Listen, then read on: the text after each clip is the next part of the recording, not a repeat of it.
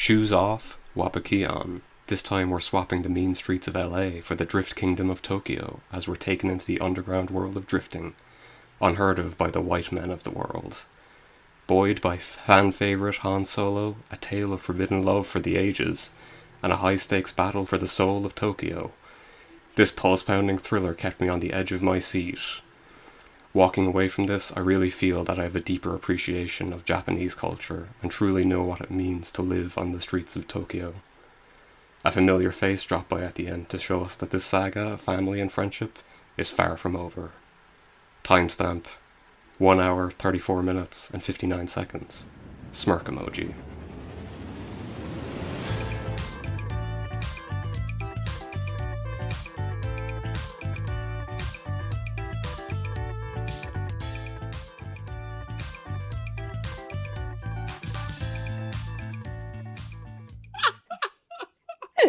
How does he do it so good? It took him like a minute and a half. Oh, fantastic. Oh, okay, and then it's I don't know. Feel like I do. We'll sit here in silence for the length of the intro song. Yeah. So, as Niall requested, genuinely, as not a joke, perhaps we should wait the full length of the intro music, so that just to let it play. So that's happening now. The intro music. Been on is a lot of now. podcasts. Yeah, and then I have the timer here. The end of the intro song is coming up.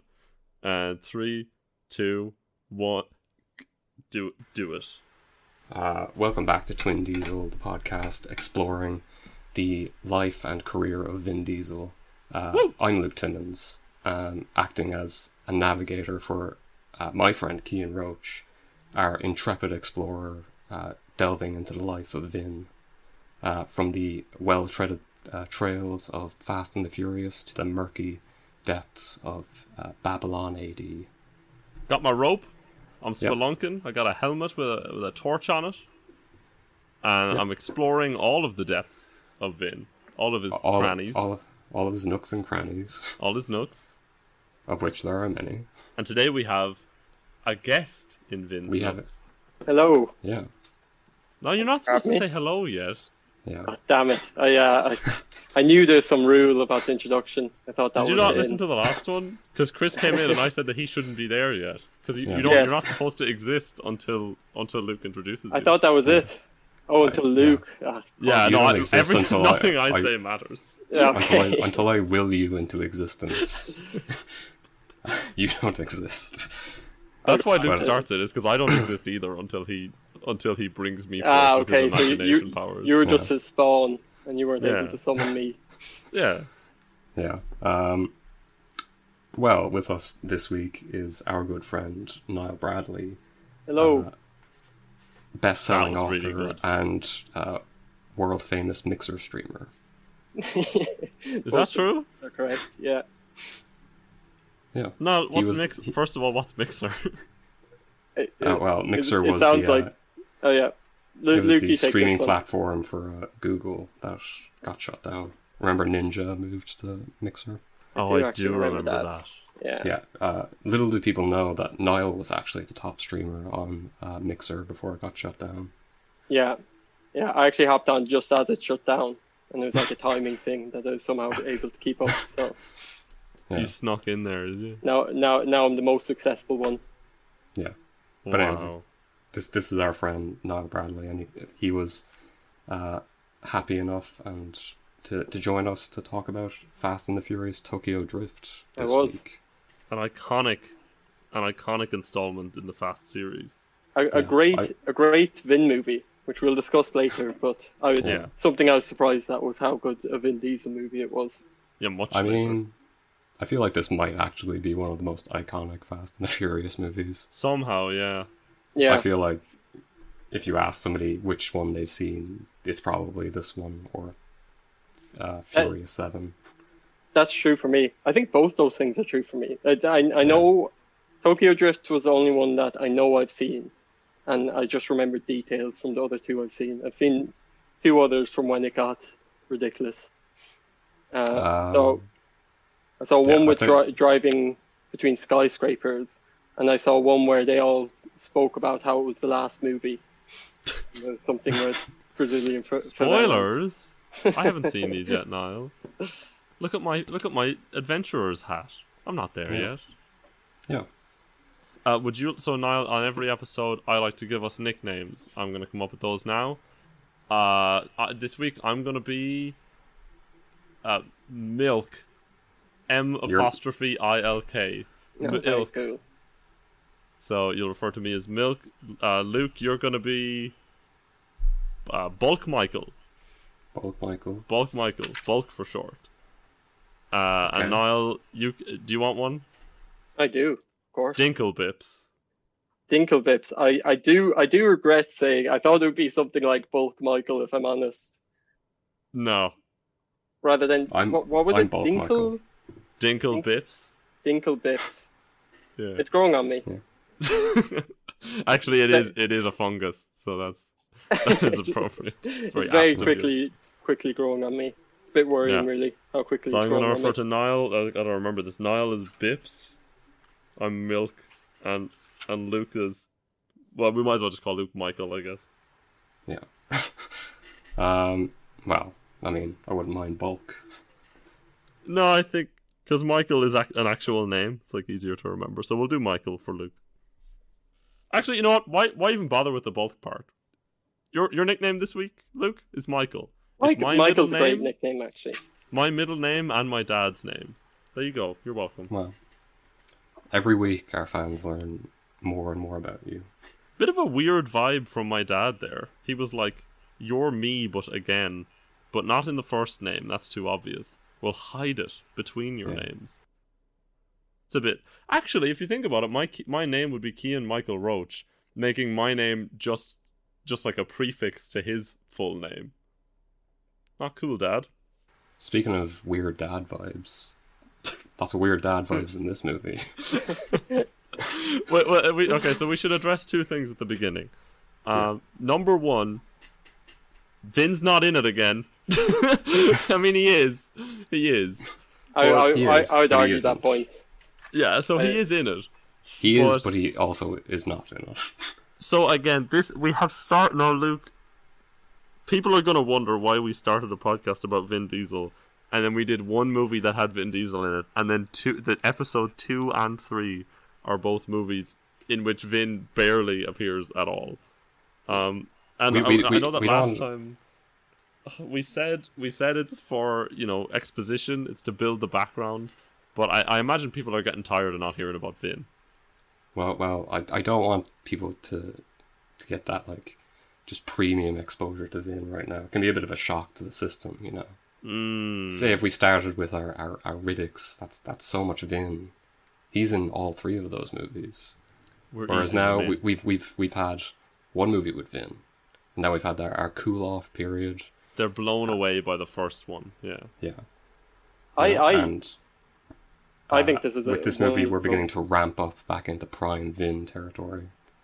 I think this is a wonderful Vin experience. I think that this is the most I've enjoyed Vin's presence because it was so brief. It was genuinely almost euphoric when he arrived at the end. There was such a build up. There was an entire movie of building up to the moment where Vin arrived. And you're viewing the entire movie as like foreplay to the important scene, which is just Vin existing in Japan. Absolutely, yeah. It doesn't seem like a movie that was written to be an actual movie, so it makes sense if it was all just a prelude to. You did say that at the time. You said that your heart was actually beating quickly because you were so excited to see him. Tears is not. I was not far flung from tears. I don't know why. It was just anticipation of it. Like I knew how important Vin was to you guys. It's very important to me. It was a beautiful moment. Best moment I've shared with Vin. I mean, I think a lot of people know that Vin is in this movie just as a cameo, and I know that from my perspective, I was certainly clutching my pearls, just waiting to see him again. After a whole one movie and 99% of another one without him. Yeah, it was like a perfect square of dark chocolate after fasting, rather than just like a whole chocolate cake, So Niall, earlier on today, I had a rough morning, and I came home and I was like, you know what? I deserve to treat myself. I'm gonna have a perfect square of dark chocolate, and so I found the bar of dark chocolate that someone else had bought and that I possess at the moment, and I ate one of the squares, and within 5 minutes it was all gone, and that perfection you're describing, like, ooh, that one square, that goes away when you overindulge. And I think that is exactly what Luke is talking about with the Vin thing. Because if we just kept eating up the Vin, every day, always Vin, you'd get sick of him. And well, you wouldn't get sick of him, he's magical like that. But it wouldn't be the same. It's important to fast from his presence. Have a little taste at the end of Tokyo Drift. Have a little nibble. And then later on you get the whole treat. Yeah, and so that'll be. I haven't seen the next movie in my life. I'm assuming he's in it. He is for the whole thing. Okay, yeah. So there we go. That's the main course. And now you've got the taste. From here on out, it's Vin City. Don't tempt me, Luke. But yeah, this week we watched Tokyo Drift. It's a movie. I for some reason I'd really built it up in my head. I haven't watched it in a few years at least, and for some reason it always stood out as one of the better ones, I think, just by reputation alone. And for some reason I was just like, this is the movie? So, as I told you while we were watching, I watched this movie maybe like 7 or 8 months ago with my roommates because they were like, hey, come on in, or like flatmates or whatever, come on in and watch this movie with us. And I said, okay. And we watched the movie, and at the time I considered it to be pretty good. And then today we watched it again, and I was paying attention this time, and this is barely a movie, folks. And somehow it is even more regressive than the previous movies. There's a bit of Last Samurai about it as well. Oh, absolutely. Being set in Japan. Very Avatar, Last Samurai, that sort of thing. Yeah. I mean, yes, but also worse than that. But also worse, and then also in other ways too. And not only that, it manages to do all of that, and then have perhaps the most unlikable cast ever. I don't like any of the people except for Han, and spoilers, he fucking dies, or does he? And he doesn't really do anything. Oh, and he ruined it. We will get to it, but Han ruined himself at one point in the movie, thanks to the writers. He did. There was a single scene that completely obliterated the only likable character in this film. Yeah. Yeah, well, 2 scenes technically. Yeah. But we'll get to that. So I guess I've shared my thoughts about how I felt about this movie. Niall, any other thoughts at the top of our... Yeah, well, basically what I was saying, it was basically the inverse of what I expected, because like Cian, I'd a fond memory of it. I remembered it being quite good. And I remember Vin Diesel's presence being very small, but this time I found the movie to be quite poor, and Vin Diesel's presence to be so overwhelming it almost brought me to tears. So, and that's not even really a joke. Yeah, it's only partially a joke. I was not a million miles from tears. I would say it's almost the only part of the movie that is nearly perfect. Is Vin's cameo. He is the most likable character in the movie, and he's in it for about 20 seconds. I think that it's the sharp, like, introduction of just any charisma. It just almost blew me off my feet. Like, it's the drought of any likability for so long that takes, and I don't understand why they make all the characters so deplorable, but they do. And then Vin shows up and he doesn't do anything, and that's enough to make us be like, oh, thank God. Oh, I just forgot humans could actually be humans. Like, just not only having a likable human being, but a human being as likable as Vin at the end. I said at the beginning that I had two things to say, and one of them was that, what the hell did I say? That the movie is bad? Surely not. I guess. But the two important things to me were that the movie is bad, or whatever I said before, and also that the main character is an adult. The main character is a high school adult man, and the movie is not like, yes, he's a mature student, which would be fine. The movie is presenting the balding man as a child, and it's a plot point on a few occasions, and that perhaps is the most immersion breaking thing in the whole movie. Here's a question, Cian. Niall, I don't know if you've watched the first Fast and the Furious movie recently, but do you think our main character Cian looks older than Brian did in the first movie? Absolutely. Brian, who is a grown man and a police officer for several years, it seems. He literally looks like he could be Brian's uncle. And he's supposed to be like a 17-year-old, I think, maybe even 16. I'd say 17. Doesn't make that much of a difference. So yeah, so speaking of our protagonist, Sean Boswell, or by his online username Bama Boy. Bama_boy, or as I call him, the Boz. The Boz, yes. We're introduced to him as he's basically, it seems like he's starting a new school at the very beginning of the movie, and it's his first day, and all we see of him is him being not talking to anybody, ignoring a person being bullied. This is our hero, by the way. He sees a poor man being bullied and being sprayed with, I guess, car paint, and he's like, I guess I'm fine with this.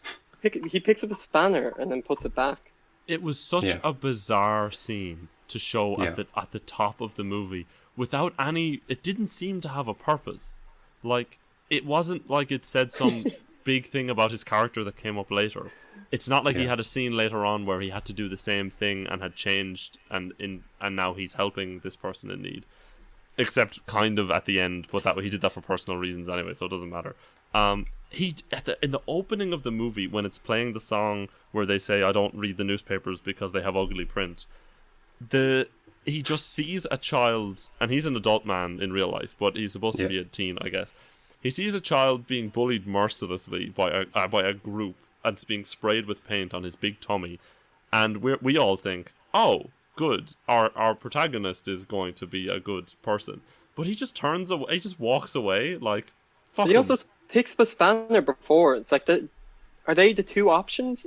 Is it like bludgeon this man to death or do nothing? That's the ultimatum he faces, which is, it's got very little to do with the rest of his character development, if you could call it that. I don't know, he's constantly picking fights later about stupid things. It's weirdly counter to his character and makes us not like him at the same time. Yeah. in literally any situation where he encounters another slightly aggressive person, he's like, this is a time to start a fight. He starts a fight, yeah. And it's never a plot point that he's starting these fights to help people. Wait a minute. That's never part of his character. I've just remembered a point where there is character development, because at the beginning he doesn't help a kid being bullied, but later on, when Twinkie is being bullied, he does step in to help. Oh yes, and he finds another way. Yeah. I think. Should we dig into that later, or we found the plot once we're in Japan? Or no, we'll go into the plot summary now. But before we do that, I would like to just say the name of the main character again, and that is the Boz, because, as I told you boys at about an hour and 10 minutes into the movie, I realized just in the middle of some car scene, I had no idea what his name was. And we had only been referring to him as the white man in Japan. And so just for the listeners, the main character who has a receding hairline and is supposed to be a teenager and very clearly is not, is named the Boz. Yeah, I think you actually said that you didn't know the names of any characters except Han. No, I knew Han, and I knew Morimoto. at the time I knew it, but what's his actual name? Morimoto. Morimoto, yeah. I knew Yeah. Morimoto, and I knew Han, and that was it. Yeah. Morimoto was a great character. Great character. Actually, I would like to do a comparison with Morimoto later, but we can get to that. Yeah. I know who you're going to compare it to. You do, of course you do, Luke. You're Yeah. you're in my mind. I've been willed into existence by you. Yeah. So, at the beginning, we're in America with the boss, the white man of our movie. And I guess he's starting a new school. It's kind of left unclear, but he doesn't seem like he knows anyone. It's a very, very strange intro. There's a lot of things kind of baffling about the whole thing. Yeah. Then we see, I would say, a pretty cruel scene of bullying. Far worse than anything I've ever seen. What's the bullying? The spray paint on the man's tummy. I mean, I've never seen bullying happen inside a mechanic's workshop before.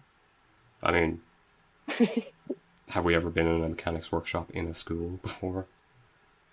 Is that part of the school? Yeah, it's meant to be like shop class or whatever. Wow. And the guy looks so Well, young. I guess shop class is actually more like woodworking. For Yeah, us, but they have like a full-on car lift. Yeah.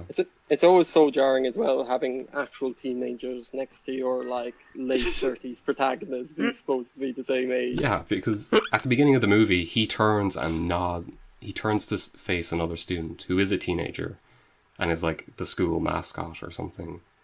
And he is way older, like at least 10 years older than the teenager he's looking at. And it's just Are they going through detectors at that point? Sorry, the whole beginning of the film was kind of a fever dream for me. There was so much going on there that I didn't Why understand. did that happen? Why were they going through...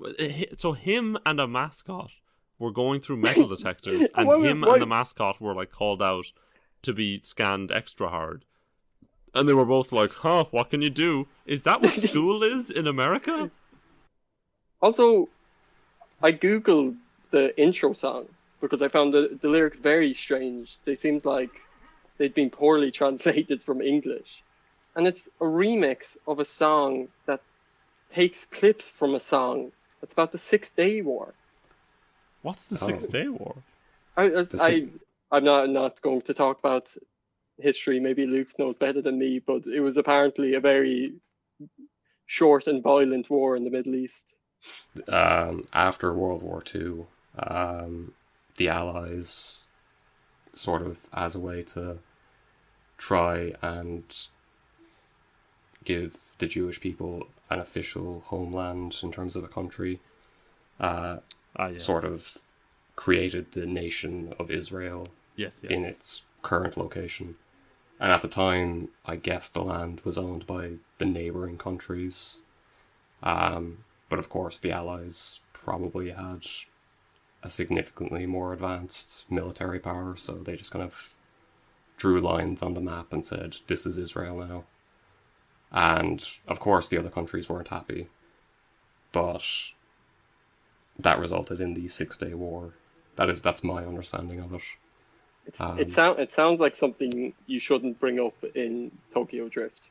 I thought you were going to say it sounds like something you shouldn't bring up in a comedy podcast about Vin Diesel. That is probably true too. And then I realised that we had no choice because my purpose here is to act as the everyman. And the everyman knows nothing. And so when I hear 6-Day War, I must inquire. And my job is to explain everything poorly. Luke's job is to know literally everything about everything somehow. We don't understand how he works yet. But we're yet to reach the ends of his knowledge. So we get a montage of Cian, or the boss, going through school, and it ends with him seeing, I guess, the football team hitting a piñata and being generally very shouty and noisy lads. Rowdy boys. And Rowdy Boys. This is the second time we've seen Rowdy Boys. Yeah. Second appearance of Rowdy Boys in the Fast franchise. I know it ends with him going back to his car, and of course there's a woman there, and she's painting her toenails in her boyfriend's car. And there's, I guess, some flirting. He's not particularly charming, so it's hard to tell if he's trying to flirt or not. It's hard to identify. A lot of people were charmed by him, and it was hard to tell when that was supposed to be happening, because he was not a charming character. The thing is, so much conversation in this franchise revolves around cars. Mm. And also so much of the flirting revolves around the cars as well. It's difficult to differentiate between, is this two people flirting, or is this just two people talking about them liking cars? He just went up and they kind of just slung insults at each other, and then she gave a sly smirk, and that was flirting. Then we see immediately that this woman's boyfriend, who is one of the jock boys, played by Zachary Ty Bryan. If you know Zachary Ty Bryan, he was in Home Improvement, for the Home Improvement fans out there. And he's a bad man in this. Well, one of many cliches. I mean, he's not great, but he's not overtly bad, I suppose. I've written down very insecure. He is insecure, that is true. He does cry at one point. He does. I mean, we'll get to that. I can't say his girlfriend gives him reasons not to be insecure, but I have also written down Zachary Ty Bryan has communication issues with girlfriend, because what happens is she flirts with the other boring man, and then he comes over and he says, "What was that?" And she just kind of shrugs once, or like she says nothing, and then he immediately gives up on trying to communicate with her. He's just like, "All right, well, I've exhausted my options there," and he just looks at the guy and he's like, "Hey!" It's like it's all he has left. He's tried. That was his one bullet in the chamber. Was, "Hey, what was that?" Well, I mean, I guess the boss does kind of try to antagonize him by implying that she wasn't flirting with him by insulting his car. And then he's just like, "I'll drive away now and ignore you, the angry man I've left in my wake." And well, of course, being a sportsman, he has a ball with him at all times. But I will say, Luke, that it's a returning theme from the first movie, which is that two people in a relationship, one of them is appearing to be unfaithful, and then the other one gets mad at their stranger and not their partner, which is, again, nonsense. The contract is not with the stranger, it is with your partner. You have no contract with the stranger. You do not. There's no trusts there. You've not agreed with them on anything. I did note that everyone in this movie knows about cars, like in excruciating detail. Children, because this I guess captain of the football team, the jock man, just knows exactly what type of exhaust system is in his car. And I'm like, that's an odd detail to bring up in just even a casual conversation about cars. Yeah, he does know a little bit too much, but then he gets dunked on by the boss when the boss is like, "Haha, you know the brochure," or whatever. Mm-hmm. So the boss tries to drive away and ignore the angry jock man, but he has a ball and he throws it at the boss's car and breaks the back windshield, which is pretty impressive. Yeah, I mean that's quite the arm he has there. That's probably like, I don't know, would car windows be tempered glass? They would be now. I don't know if necessarily they would be on like a 70s muscle car. Yeah. But anyway, the boss takes issues with this and gets out of the car. And then it looks like there's going to be a fight until the boss shows that he has a wrench with which to hit the man. Should he approach? Getting him back to bludgeoning his enemies with a wrench. This isn't the first time that the threat of a bludgeoning with a wrench has come up in the movies either. Actually, there is at least 4 scenes in which it is implied that someone is about to get killed with a wrench. Yeah, because even in the first movie, we're told that Vin beats a man nearly to death with a wrench. Weird obsession with wrench murder. Yeah. I guess because they're car people and just always have wrenches, but Or I in don't the know. case of all Asian people in the franchise, a gun. yeah. Yeah. So Wrench in order versus guns. to so in order to avert a fight between her boyfriend and her prospective new boyfriend, the woman suggests. Well, I should probably stop referring to her as the woman. I don't know her actual name. If she's given one, Cian, do you have IMDb open? Yeah, I believe. Let's have a quick look. She is named Cindy, and Cindy. yeah, played by Nikki Griffin. Good job, Nikki. Cindy, played by Nikki Griffin, suggests a race between the two grown men, and of course the boss only races for pink slips, as if that's a thing that most high school children do on a I'm a regular child, basis. and somehow I have access to a whole car, and then also I race for pink slips with the car. Yes, I take possession of other people's cars and then I sell them for money. which is the first of many pieces of evidence that our protagonist is not a good driver, because he's apparently not won any of these races. He's driving a terrible car. I thought you were going to say it's the first piece of evidence that he is an adult man and he has like a career of this behind him. It is also the first hint that he's an undercover 37-year-old. So of course the jock man objects to this because he is driving a Dodge Viper convertible, and as we pointed out, the boss is driving not a very nice car. So of course he's like, no, that's a terrible deal. Why would I ever do that? So Cindy suggests that the winner of the race gets her.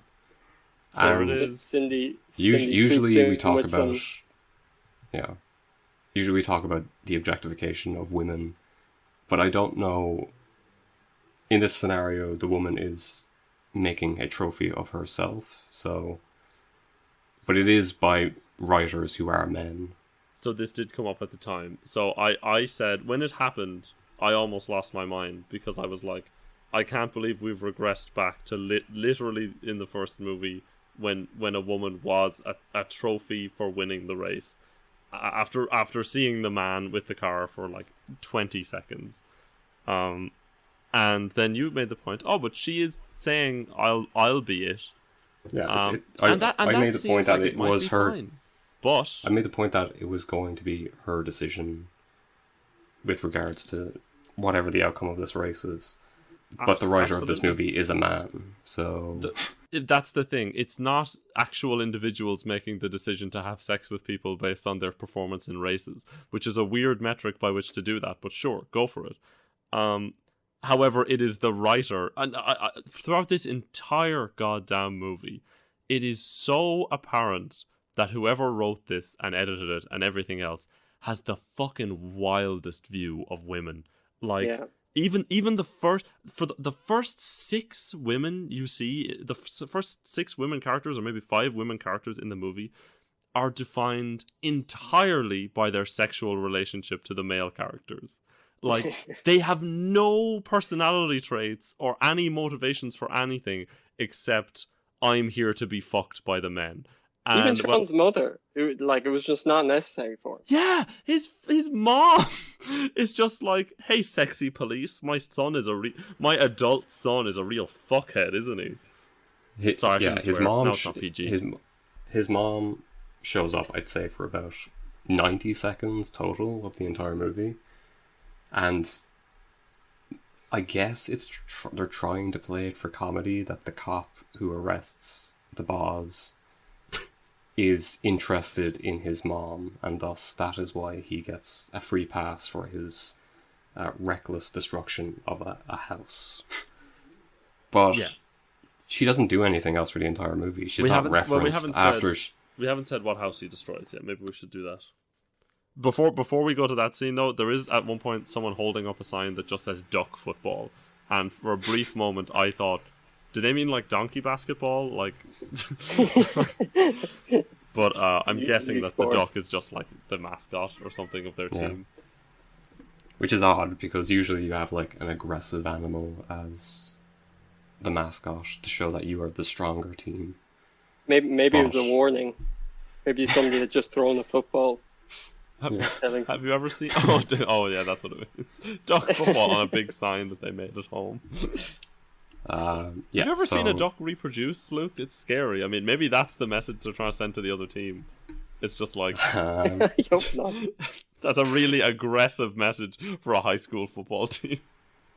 I'm sure that was the intention. It was this. I am trying to illustrate to you the means by which ducks reproduce, and that is why you should be scared of us. the Scared of us in our ducks. football game.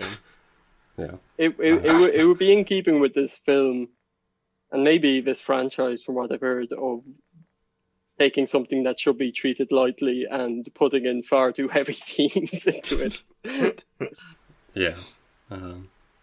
So, I guess they agree to do the race, and they go to, I suppose, a housing development that's still under construction.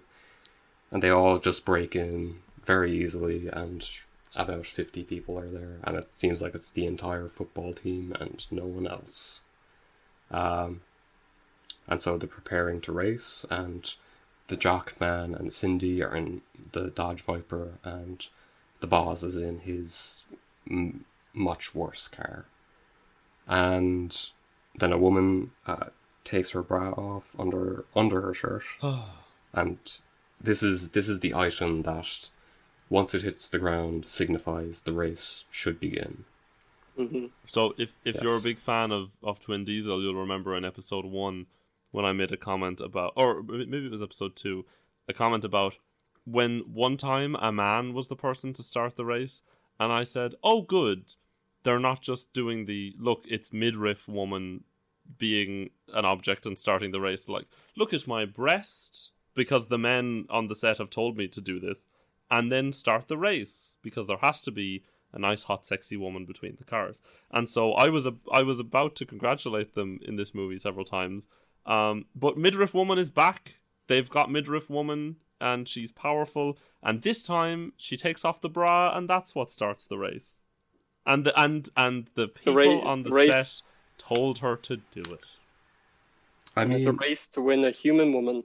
The start of which is signaled by a different woman freeing up those breasts. so she throws the bra up in the air, and once it hits the ground, our hero ? And nothing the but terrible Jockman stuff. both begin their race, and as they drive past the bra, it is clearly switched out for a CGI one, so that it like floats up into the air from like the force of the cars going by. As if there isn't like a metal wire in it.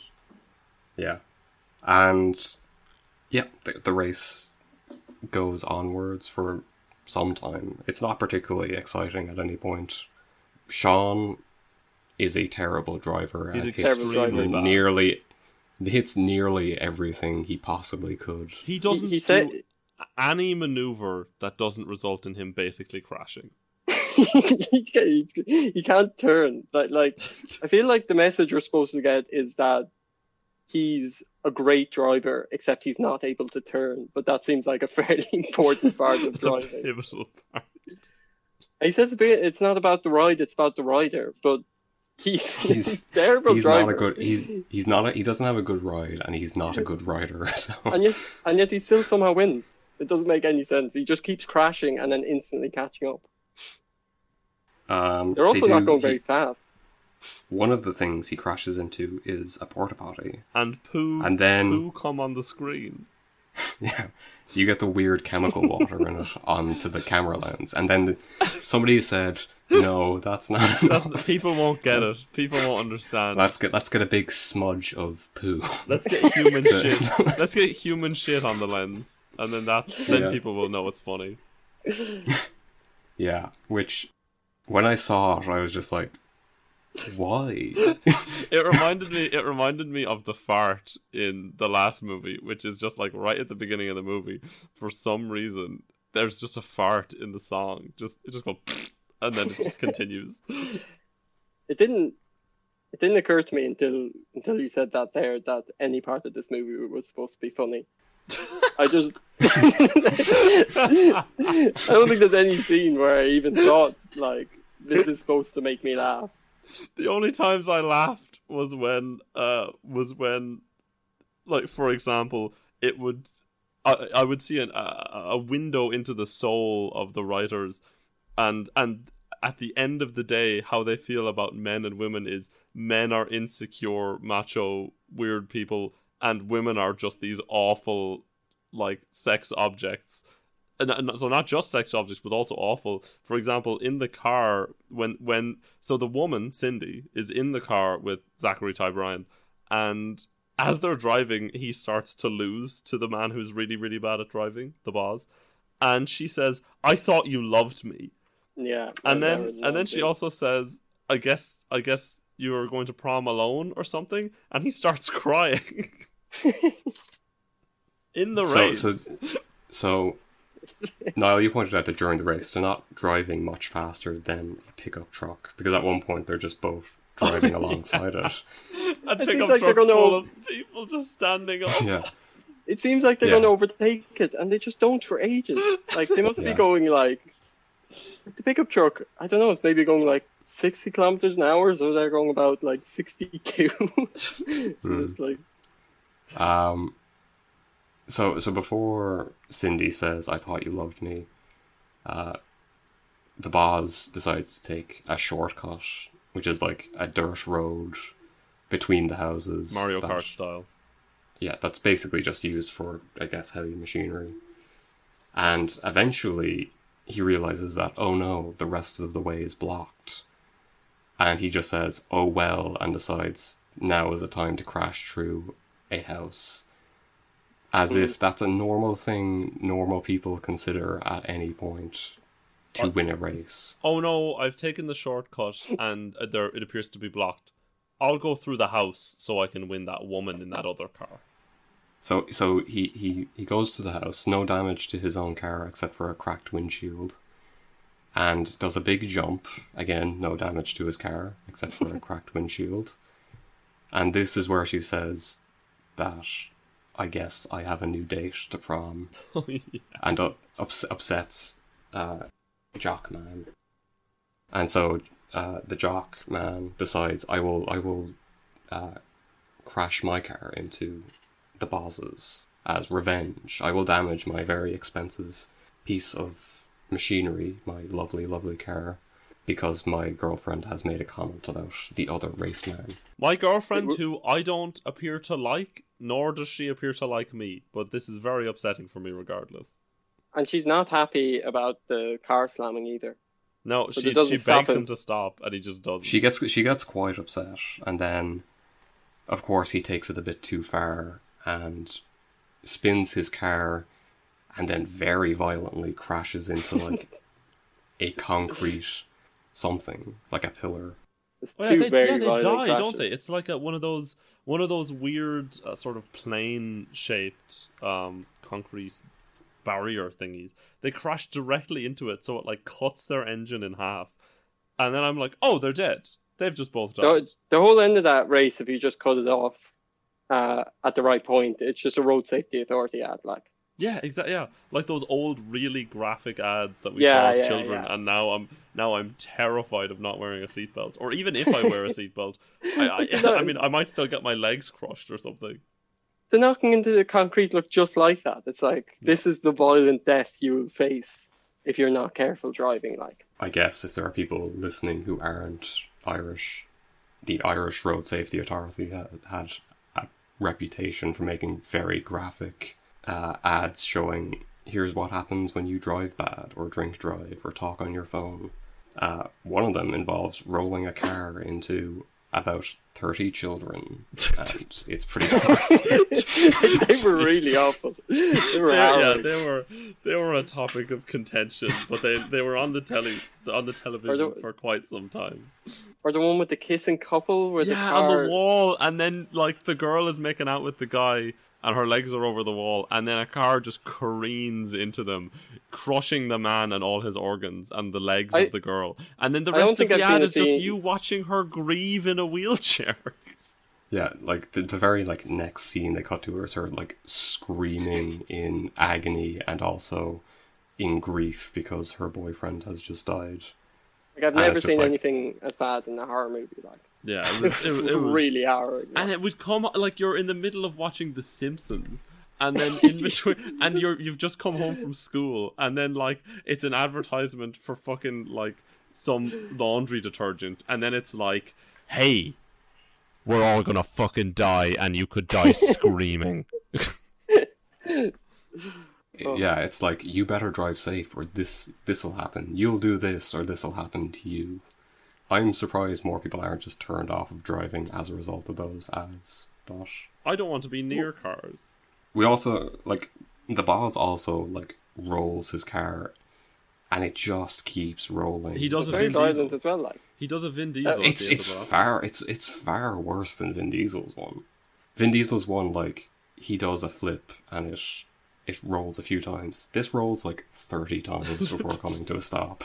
I think both those crashes are as bad, if not worse, than Han's crash later. Yeah.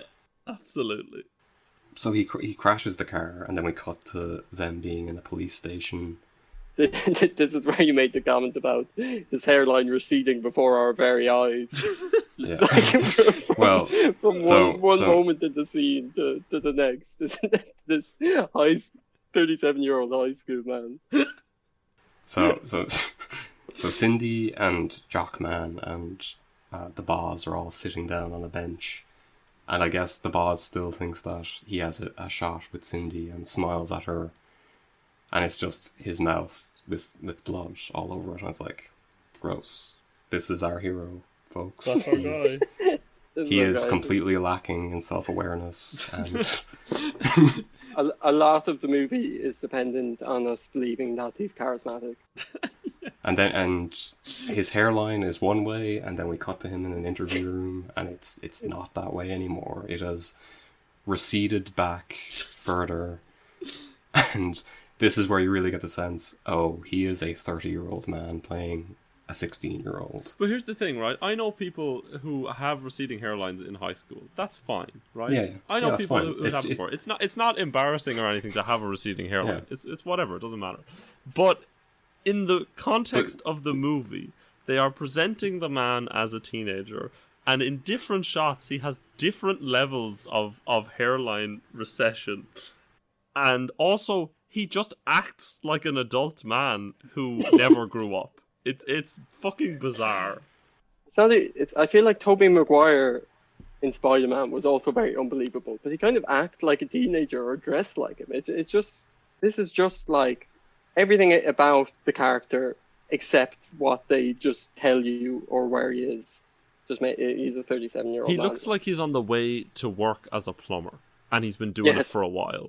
I mean, we also had this complaint about the first movie because Vince looked like he was about 40. The while Vince everyone thing else was looked like the Vince thing is more acceptable than this one, genuinely. But yeah, that's because he's playing a child. Well, not a child, an underage man. But the cops show him the security tape of him crashing through the house. I guess also from an angle they shouldn't have, which is the movie's camera angle. What's the clip from the movie in black and white? I didn't realise that until you pointed out there. They literally just took a clip from the movie. Yeah. And the boss is like, can I have a copy of that? As if that's a normal thing you ask when you've just caused hundreds of thousands of dollars in terms of property damage. I have written at that point. I did write down. The main character is deplorable. His attitude towards the other people in the show so far, or in the movie so far, has just been that of someone of an antagonist. It's ridiculous. And then he asks about his car. The cop says he crushed it, which I guess isn't a huge loss, seeing as like repairing it would far outweigh the actual worth of the thing. And then he complains about it being crushed. What did he expect was going to happen when they took his wrecked car back to the police impound lot? His illegally wrecked car. In an illegal race while trespassing and destroying the property on the building site. And he's like, wait a minute, what do you mean I don't get it back? What the fuck? And then Mummy shows up, and she is understandably upset with the boss. And simultaneously flirting with the police. Is she flirting with him though? She it kind of does a weird I'm gonna get a cigarette off you, and then the policeman is like, oh. Is this where the policeman says the line, "Lucky if they don't try you as an adult"? Very funny. Very funny. It's. I was expecting him. I was expecting him to look at the camera and wink. And then they cut to the thing is they cut to Cian directly after he says that, and it's just him in the full frame, and it's like, yeah, that's a child. Oh no! What happens if they try this child as an adult? That's the only scene I could believe was put in for laughs. Yeah. So eventually he's kind of let off the hook. Well, he's given a choice, Luke. He's given a very important choice. He asks which town they're moving to, and his mom is like, no, you go elsewhere now. And his choice is he can go to Japan or he can go to jail. As is the American way. The American legal system, it's a classic choice. If you commit any crime in the US, you are given the choice. The everybody judge says, they have a policy. It's the Ninth Amendment. It's everybody gets one. Everyone gets one free trip to Japan. One free chance. If you fuck up, you can go to Japan for a couple of years, and then when we feel like you're good, you can come back. And then we have a transition from him standing against the wall to him being on the plane. Nice transition. Yeah, that was actually wasn't a bad transition in terms of, I guess, compared to some of the other transitions we'll see. This is also the point where he took down that the protagonist's name was Sean. So. You got it much earlier than I did. Still. Yes. So he arrives in Japan with all this stuff, and I guess he's waiting at the airport for his somebody to pick him up, and then he just gets a taxi to where he's staying, and it turns out hair recesses again. His hair recedes on the taxi journey, and then he arrives at his destination, which turns out to be his daddy's house. His military dad. His military dad, who has forgotten that he was arriving on that day. And he was busy. It turns out that he had a lady friend over, but now the lady friend must leave to make way for his son. What is the lady character's purpose? She exists only to have previously had sex with the dad. This is the fourth or fifth female character in the movie. Yeah. And as with all the previous, is defined entirely by her sexual relationship to a man. Also, it's supposed to be painting the dad negatively, and they have a scene or two later on where they refer to his drink and stuff, but he's nothing but extremely kind to his kid.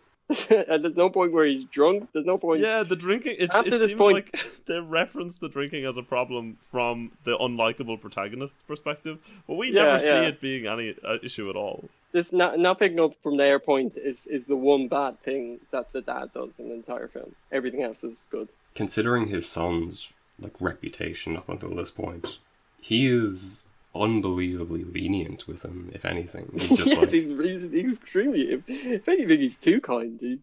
He's not given any punishments or anything. As soon as he arrives, there's no stern talking to. It's just kind of oh hey, it's kind of good to have you here. Here's your room. You can have the bedroom while I sleep elsewhere.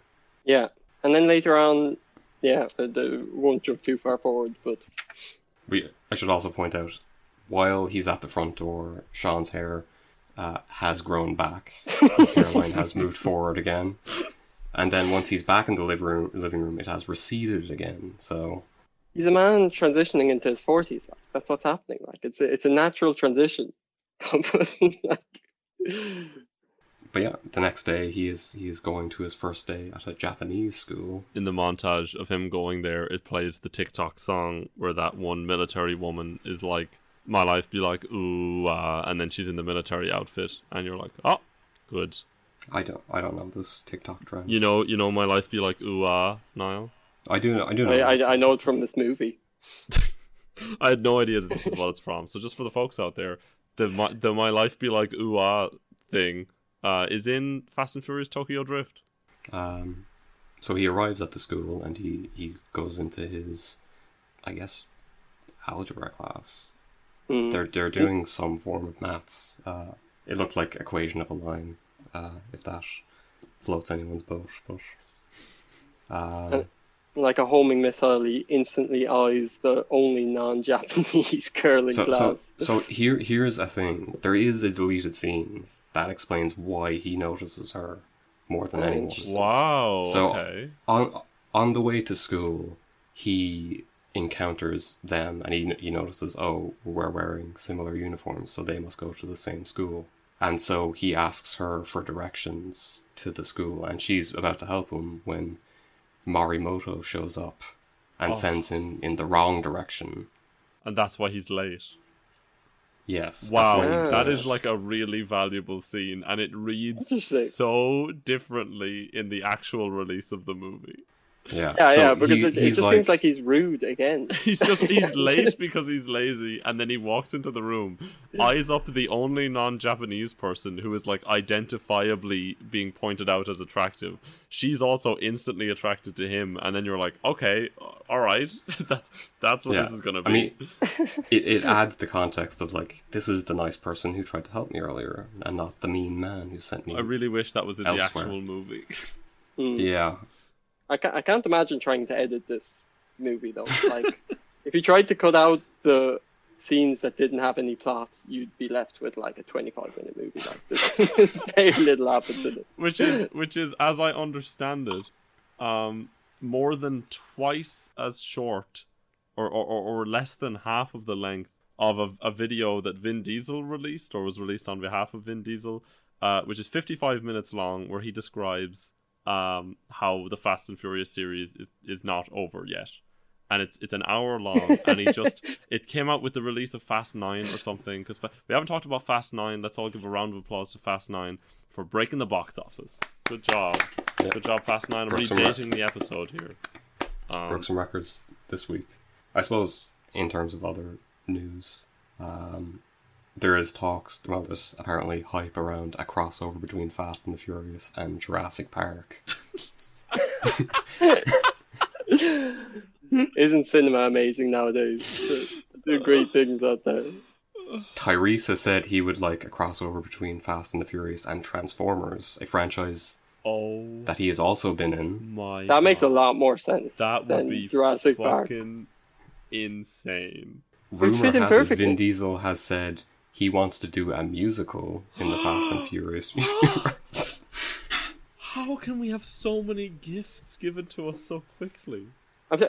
Going back to Transformers and Fast and Furious would be so perfect. Jordana Brewster has said she would like an all-woman team, like Fast and the Furious movie. So that would be like herself, Michelle Rodriguez, Natalie Emmanuel from the later movies.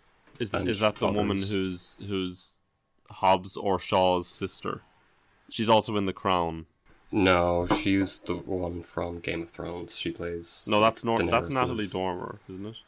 No, that's Natalie Emmanuel. Hold on a minute. Hold on, I gotta check something. Cian doesn't trust me. I don't know how they... Emmanuel, is that the name you said? No, Vanessa Kirby. Yeah, that's who plays Hobbs' sister, I think. Yeah.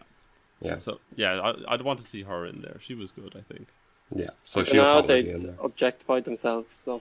No, I see. What I'm hoping, I'm really genuinely hoping that later on in the series, we witness an arc of this going away, because I thought it was going away, because first movie was horrendous for it, second movie was bad but not as bad, and the third movie was nearly worse than both of them.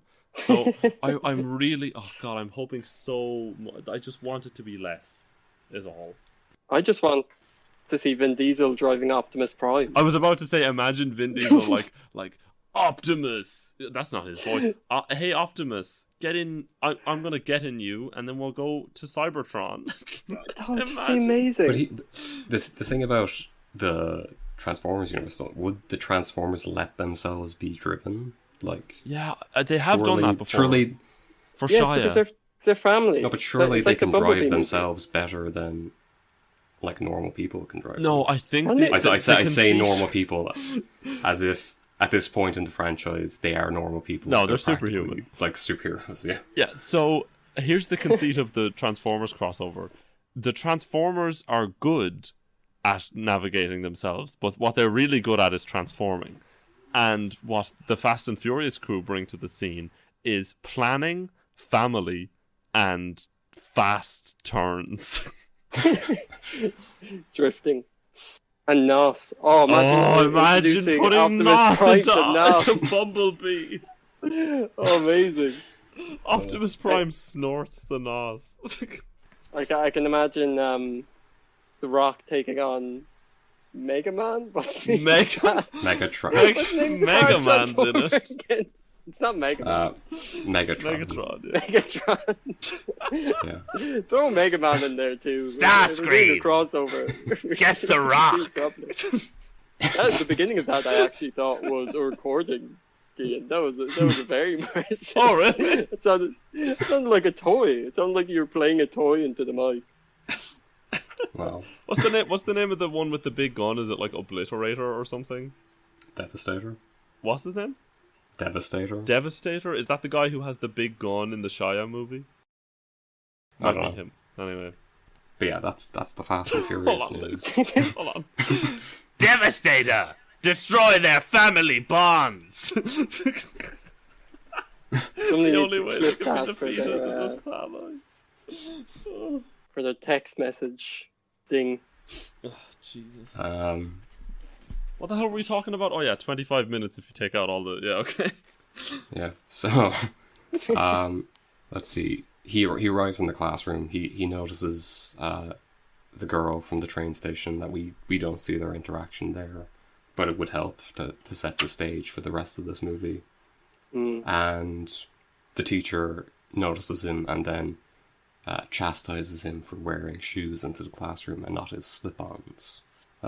His wabaki. Wabaki. Yeah. And yeah, that's about it. They kind of show him getting lunch, and he is confused about the food because it is not the food of his people. But he seems to like it. He gives a nod of like, this is pretty good, and it does look very good. Which is nice. I'm glad they didn't like spit it out and say like, "Where's my barbecue sauce?" Oh, or something. this isn't ranch. Yeah. And the food looks amazing. The It food does, does yeah. not look like canteen Yeah. food. Nothing. You could just forget that these people are in high school. Like if you just left it Yeah. out, It plays Just- no just- role in anything it really except that he has plays to wear the really little role. shoes. Oh, except he Yeah. needs to keep his relationship with his dad up, so he has somewhere to live. But it's just so unconvincing. He just looks so old to be. Why are they in high school? Yeah. I don't know. How are doesn't- we it only doesn't realizing affect- this now? It plays no doesn't- role. It leads to an interesting question later, which is, do any of these people have parents? Like, It's both the Wild West out there. It's true. Like he has both his parents, but they're the only parents we Yeah. see in the entire film. compared to the fact that we never hear anything about any of the other high school children's like parents being worried about them being out all night We drifting. hear about a lot of anything. other family members for some reason. At least hear his about- dad is like, "Hey, don't go drifting. It's dangerous and bad for you. Don't do the race because I want you to be safe." I don't want His my dad's son just- to be a racist like I was. No, he wasn't a racist. His dad's too good for this movie. Really, he's the only character who acts like an empathetic human being. Hey, can I tell you guys about a bit I was gonna do that I don't think has the legs, but I really need to tell you about anyway? Go on. Can you play Niall's transition sound briefly, Luke, and then we'll come back.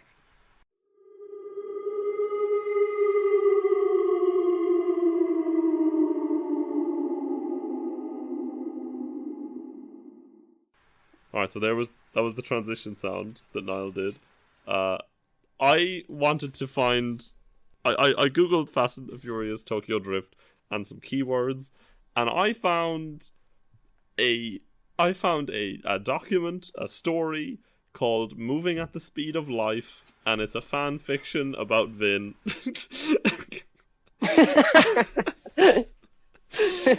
And again, moving at the speed Great of name. life is.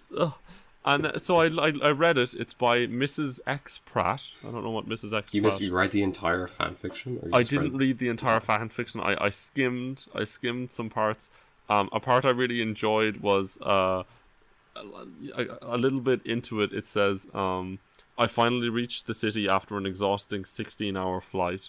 It says visit the States. They were going to LA, but I don't know. It doesn't say from where. So I tried Googling where in the world it would take you 16 hours to fly from there to LA. And what I found is New York to Mumbai is 16 hours. If I search, it's Melbourne to Los Angeles is 16 hours, or the other way around is. So maybe something like that. And then if I scroll down a bit more, and I saw I walked down the street feeling really disappointed. I was walking, caught up in my own thoughts as it began to rain. Really? I hissed to myself as I looked at the sky. I hissed to myself. Whose point of view are we reading this from? The thing is, I think it's legitimately the actual author of the thing is whose perspective we have. Oh, fantastic. And then Mia... And he's meeting Vin. They wrote it for themselves, but then they meet Mia, and it looks like they're attracted to Mia and not Vin, but Vin's on the cover.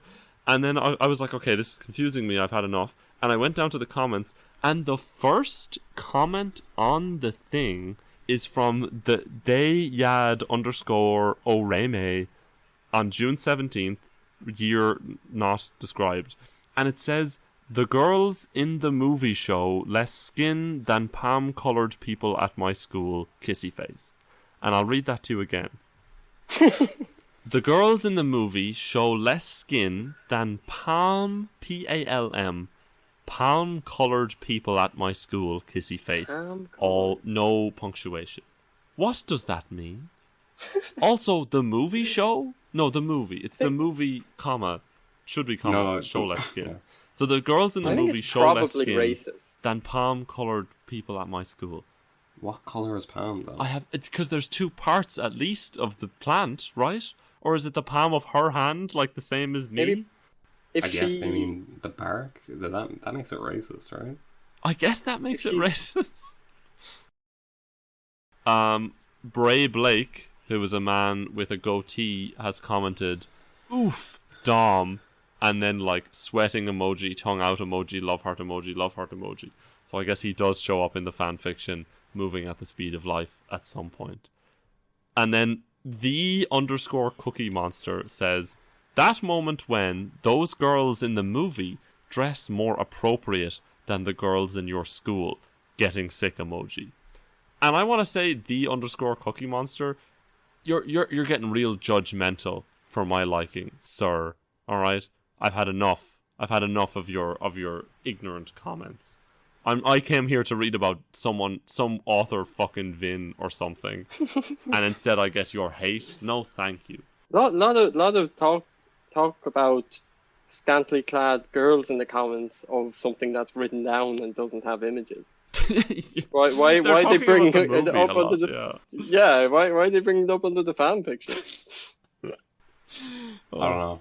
I guess from our perspective, it's also weird when they keep referencing school because we are Irish and thus school uniforms are a thing. Yeah. Well, anyway, I didn't think it had the legs. I don't think there's much we can say. I just wanted to point out that that's a thing, and also that the comments are weirdly misguided and hateful. I mean, Cian, the end result of this is that in one episode we'll be reading fan fiction, and in one episode we'll be writing it.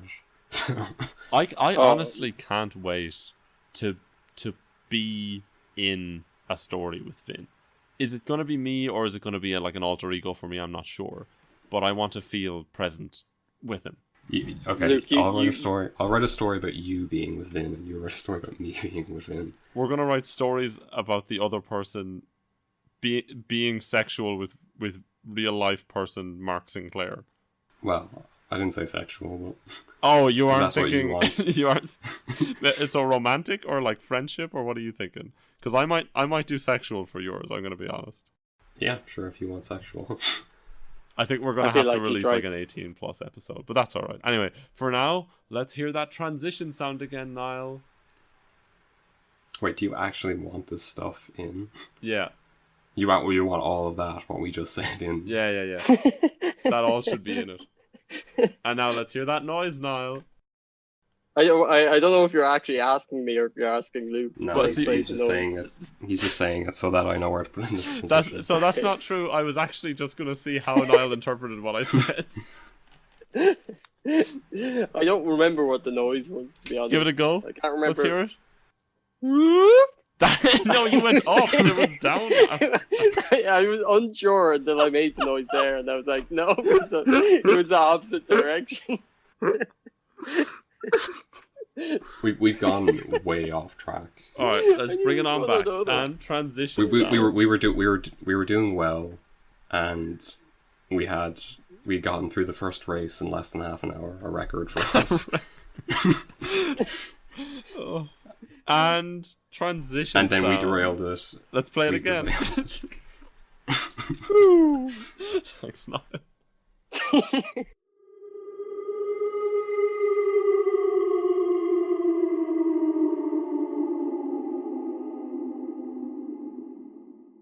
So we're back at lunch, and But I was Bow here about Wow Twinkie. shows up. Bow Wow, or Twinkie as he's called, shows up. And he is seemingly a man who sells literally everything. His nothing- sources for his goods are not disclosed. He just has stuff. Yeah, he takes out, by our standards, a very old laptop, which will become important later. And then... Well, not very so- important. Nothing in this film is important. No, There's no relatively stakes. important. Plot does not matter. And then there's a pair of Jordans Hmm. sneakers. Make sure to And specify that he does like Michael Jordan. he does. In the next scene, I think he's wearing exclusively He is. stuff that is branded as Jordan. It's all Jordan But, merch. But the boss does not care for these frivolous things. He wants his steering wheel that he has strapped to the back of his bag. As you do, you don't just... But of course, that is not for sale. It is for his car. And Cian, what is the car that Bow Wow drives? There's a nice reveal scene, and it's the Hulk. He drives the Hulk. The boss sees the first car that opens for the garage. It is a nice Porsche, and then there's a few other nice cars, and then it is a green Volkswagen Touran, which is basically just a minivan, and it is green, and it has bodywork that makes it look like somebody has punched or kicked it. From the then inside it out, has- which I thought was weird. Yes. And then on the front there is a very big decal of the Hulk's face And then and there's, hair then on there's the like, roof. if you take a sweeping brush that's green, and then you took off the top, it's like he just kind of glued two of those above the windscreen. And I'm not... Is it supposed to be like eyelashes or eyebrows or something?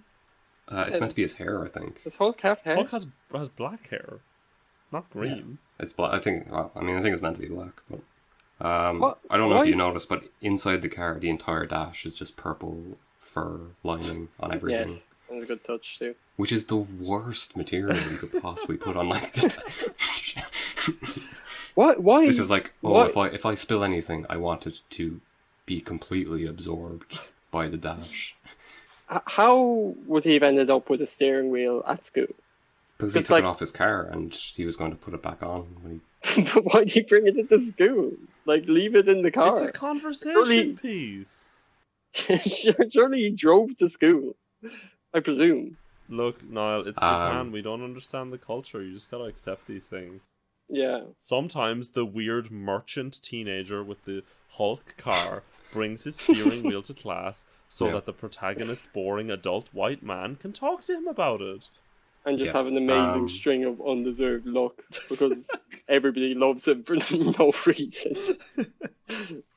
So, in this moment, the boss is not that impressed with the car, and yet he demands that he drive it and not the car's owner, who then directs him to where the drifting happens. He's such And a bad then they make- driver, and everybody they lets him make- drive their car. Yeah, and then Bow Wow makes a joke, in quotation marks, about the boss coming when he sees the cars by throwing a box of tissues at him and says, for when you blow your load or something. Coming as And in ejaculating Yeah. from the cars. Yeah. I have no memory of this. It was. I think I this is also because I didn't pay attention during that scene because I was writing down for the third time in the movie, all women are objects. Yeah, that's what I've written down too. Lots more women / objects. Every single woman in that weird parking lot or whatever, or parking this multi-level thing, every single woman there is just there to be hot for some guy. Mm-hmm. Yeah. And they were all hired to do that. That's their role in the movie. I'm not making any comment about real people and just wanting to be attractive, whatever. It's just that in the movie, there is no woman with any purpose other than just to facilitate the men. It's like they made this as a sort of weird, sarcastic response to the Bechdel test. It is unbelievable. It's a really long scene. Looking at the women and the cars as well, like they could easily have cut that scene in half without losing anything, and they could have left in the scene before school that gave a load of context. So here's the thing. This movie obviously fails the Bechdel test because not only is there not a scene where two women talk to each other and the conversation isn't about a man. Do two women ever talk to each other in this movie? There's no point at which any two women talk to each other. I don't think there's a point. I don't think there's a point where any woman talks to a man about something other than a man. Yeah. No, exactly. It's either to facilitate the main relationship of the movie, which is the Boz and Neela, who is the girl that helped him at the train station and who he noticed in the classroom, and that's it. They do have the one scene when they're driving together on the windy road, and she's talking about her childhood or something. That is just part of the romance, also, though. Yeah. So okay, sure, it's part of the romance, but then they're also talking about the other man in the movie. What's the man? DK. Yeah, we'll meet DK now. Yeah. So Neela arrives in her car, and obviously she is also a drifter. Because I guess everyone in Tokyo drifts to some degree. And she's complaining to Earl and his friend about her car not working right. And she's like, help me with this. And then they're like, okay, the computer says it's fine, so you might be the problem. And she's like, no, the car is wrong. I know my so something car words better than a laptop. She doesn't need a laptop to tell her about her throttle response. That's the one. Also, when you said everyone in Tokyo drifts, I had a little mini crisis because I was like, why does Tokyo Drifts sound so similar? And it's because it's the name of the movie. Go on. And then our hero, the boss, shows up and then is like, well, you wouldn't have this problem if you had the big American engine, the V8, and I know better because I'm the man. And he's very condescending and kind of arrogant. And again, you're wondering, is he meant to have redeemable qualities at this point? This is not even flirting. This is just a guy saying, I know better about engines, so I'll tell you what you should do to your car to make it better. Because he's at rock bottom and he's not good at driving. He calls her car a fun little toy. Oh, it's so condescending for someone who is so incompetent. Yeah, and everything from this point on is driven by people liking him and taking a shine to him. That drives the rest of the movie, and it just does not make any sense. He seems to have some sort of unnatural charisma that just draws everyone to him for no reason. He's not likable. He's not charismatic. He's not charming. I wouldn't say he's particularly attractive by the standards of our male leads so far. We've had Paul Walker, who is obviously gorgeous, quite the stud. We've had Tyrese, Vin. Also Tyrese, gorgeous. Vin, different category. Yeah. He's a hunk, not a stud. Nice. We're developing the classification early. That's good. Yeah. But yeah, and so you kind of see them talking to each other, and of course, this is where we see DK and Han for the first time. Yes, DK, the Drift King.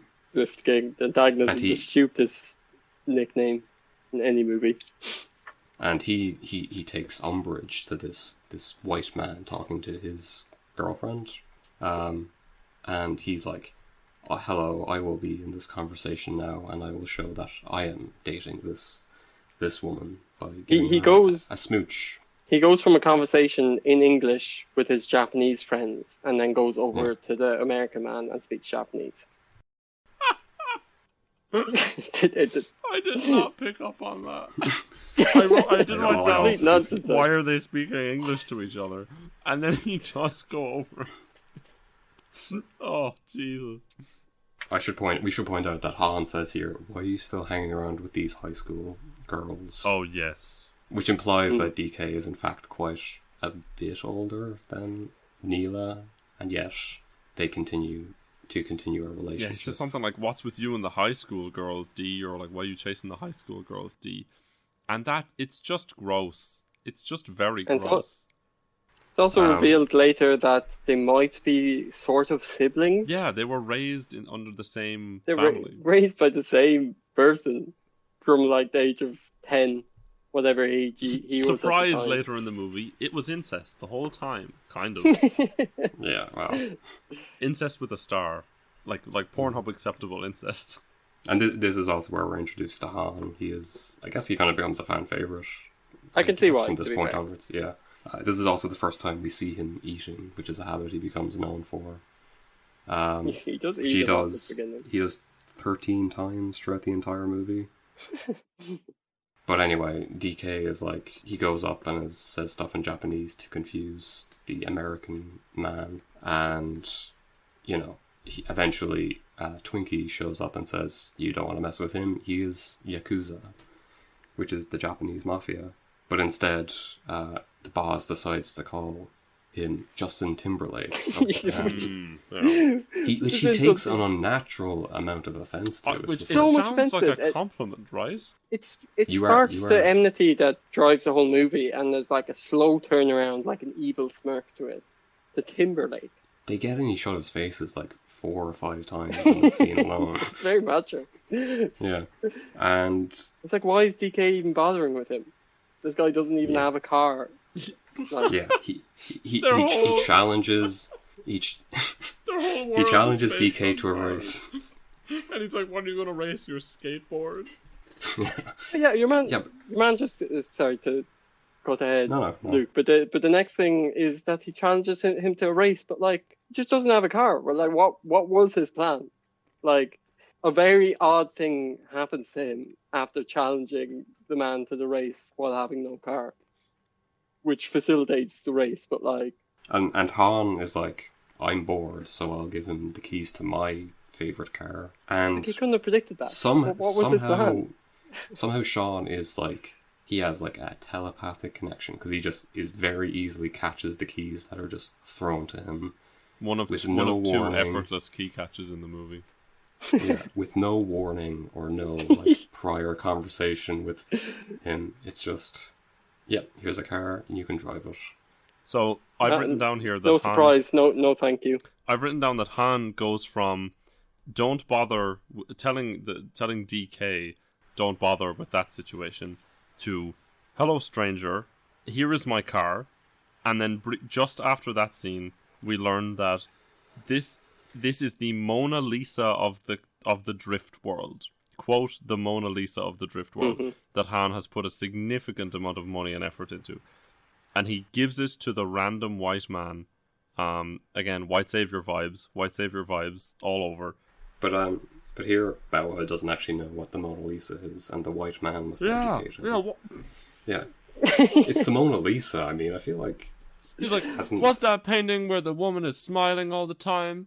And then our lovable protagonist is like, oh, you mean the Mona Lisa? And he's like, yeah, it's like that. And then Sean doesn't know what drifting is. I mean, I feel like he's supposedly, He's supposedly a very good racer, and he's never heard of drifting up until now. He's never heard the term drifting. Which isn't like, it's not even that like unheard of a term. It's just like you oversteer your car and then correct it in a controlled way.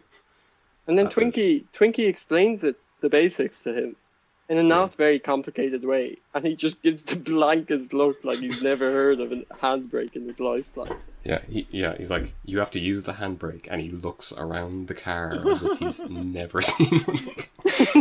The guy is just an absolute idiot that just I like, it's like he's accidentally casting a spell on people. He's just always landing on his feet. Good fortune, like in kind of like Domino from the MCU, but instead of being like charismatic and charming, is like a, or not even like a Mr. Magoo, like just collapsing into good fortune with absolutely not deserved at all.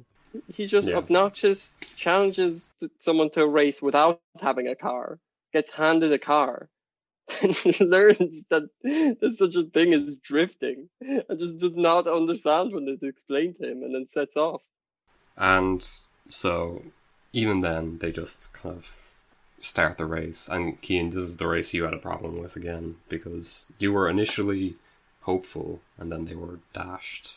Yes. Quite quickly. At the start of the race, a man comes out between the two cars, and I was like, oh, okay.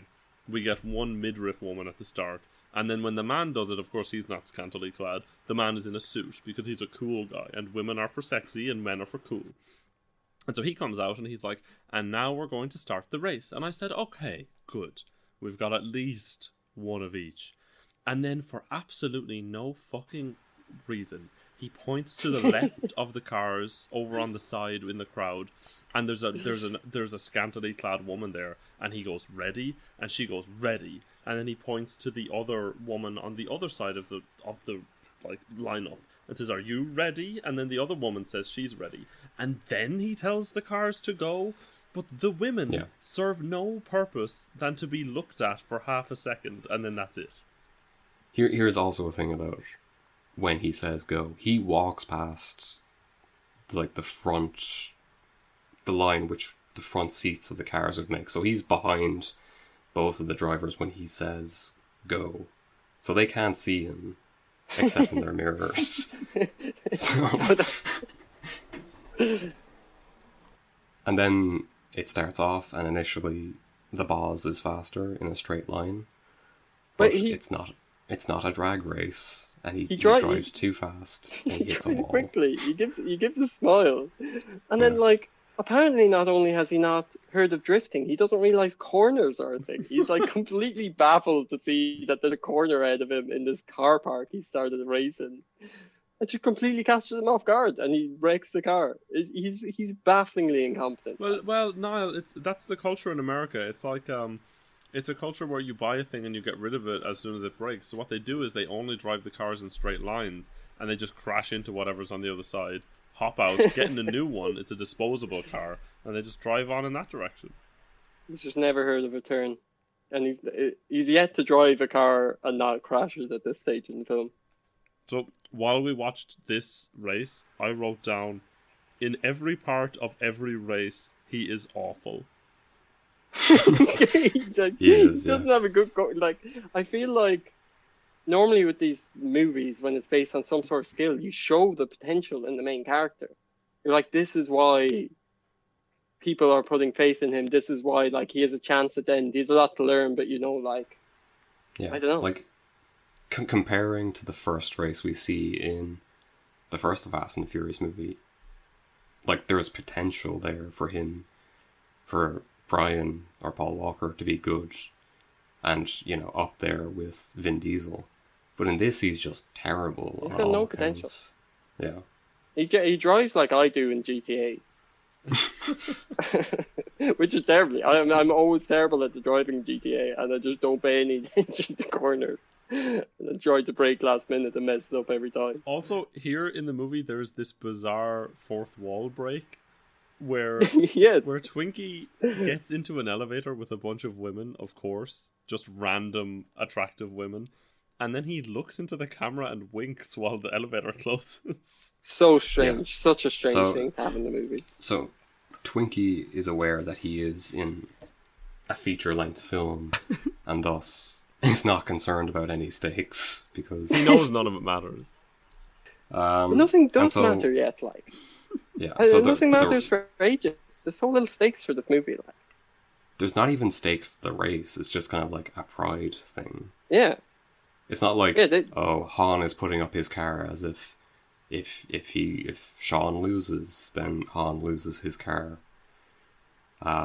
It's just like, oh, you guys can race, and there's nothing. And then he completely wrecks Han's literal Mona Lisa of cars, apparently. And it's just kind of fine. It's just like, oh, well, it's all busted now, so that's fine. But he could have just lost as well. Like, he just lost so badly. He just completely destroyed his car while he's at it. Like, Again, no redeemable qualities. why At does a he certain keep point, challenging he could have people? just gone. He's an objectively bad driver. Like. At a certain point, he could have just gone. Okay, I've lost this race. I'll just take it easy up until the end. But he doesn't. He just keeps crashing it. Yeah. And DK, I will say, he is very good at the drifting, and we're like, aha, this is why he is the drift king. Donkey Kong. And he does it quite easily. I guess maybe that is also helped by the fact he's probably done it about 1,000 times in that specific car park. And Sean has never come across a corner before in his life. Yeah. Yeah. At one point, he tries to drift so badly that he crashes into another car and completely wrecks it. Just some And other it's person's never- car. it's- Yeah. And there's no It's never consequences for brought that either. It's never brought up. It's never acknowledged. So at this point in the film, like, we're pretty far in to have no characters that I like even seem to like. I don't even feel like any of the characters are meant to be likable at this point. And we have a plot with no stakes, where just nothing. There's no threat. There's nothing happening for any reason. There's just people racing. Yeah. And isn't that what you want at the end of the day? Is So- it? Maybe. So at the end of the drift race, obviously Han's Mona Lisa is basically completely wrecked. And so Han tells him not to leave town. Because, you know, like in the first movie, our main character owes somebody a car. Except it's a drift car now, and not a drag racing car.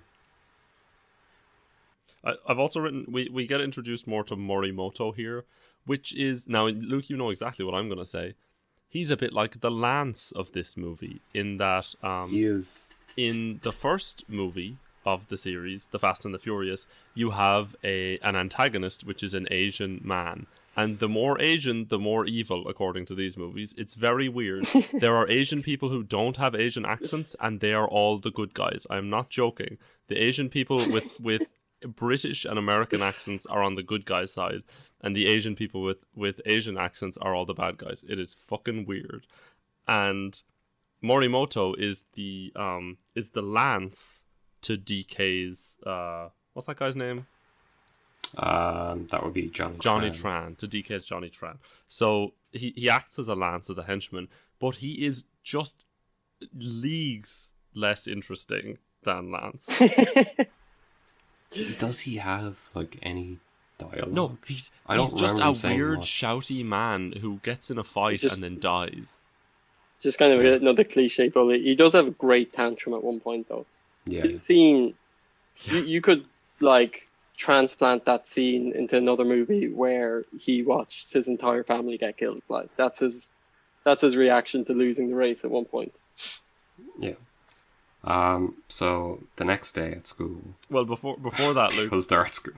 don't we get the scene where the boss calls his dad to say why he didn't come home early, and so he leaves the voicemail, and it's literally him on like No. a This payphone. is Is that later? this is different. He comes home. He actually comes home in this next scene, and his dad is waiting for him, and he's after having a few beers, and he's like, "Have you been racing?"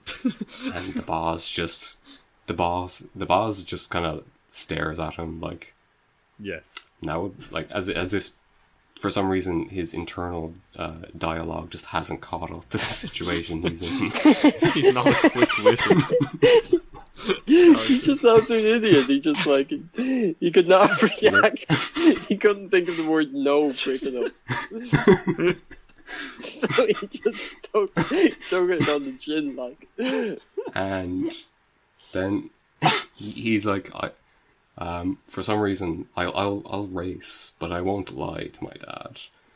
But so his dad's like, that's it. You're going home.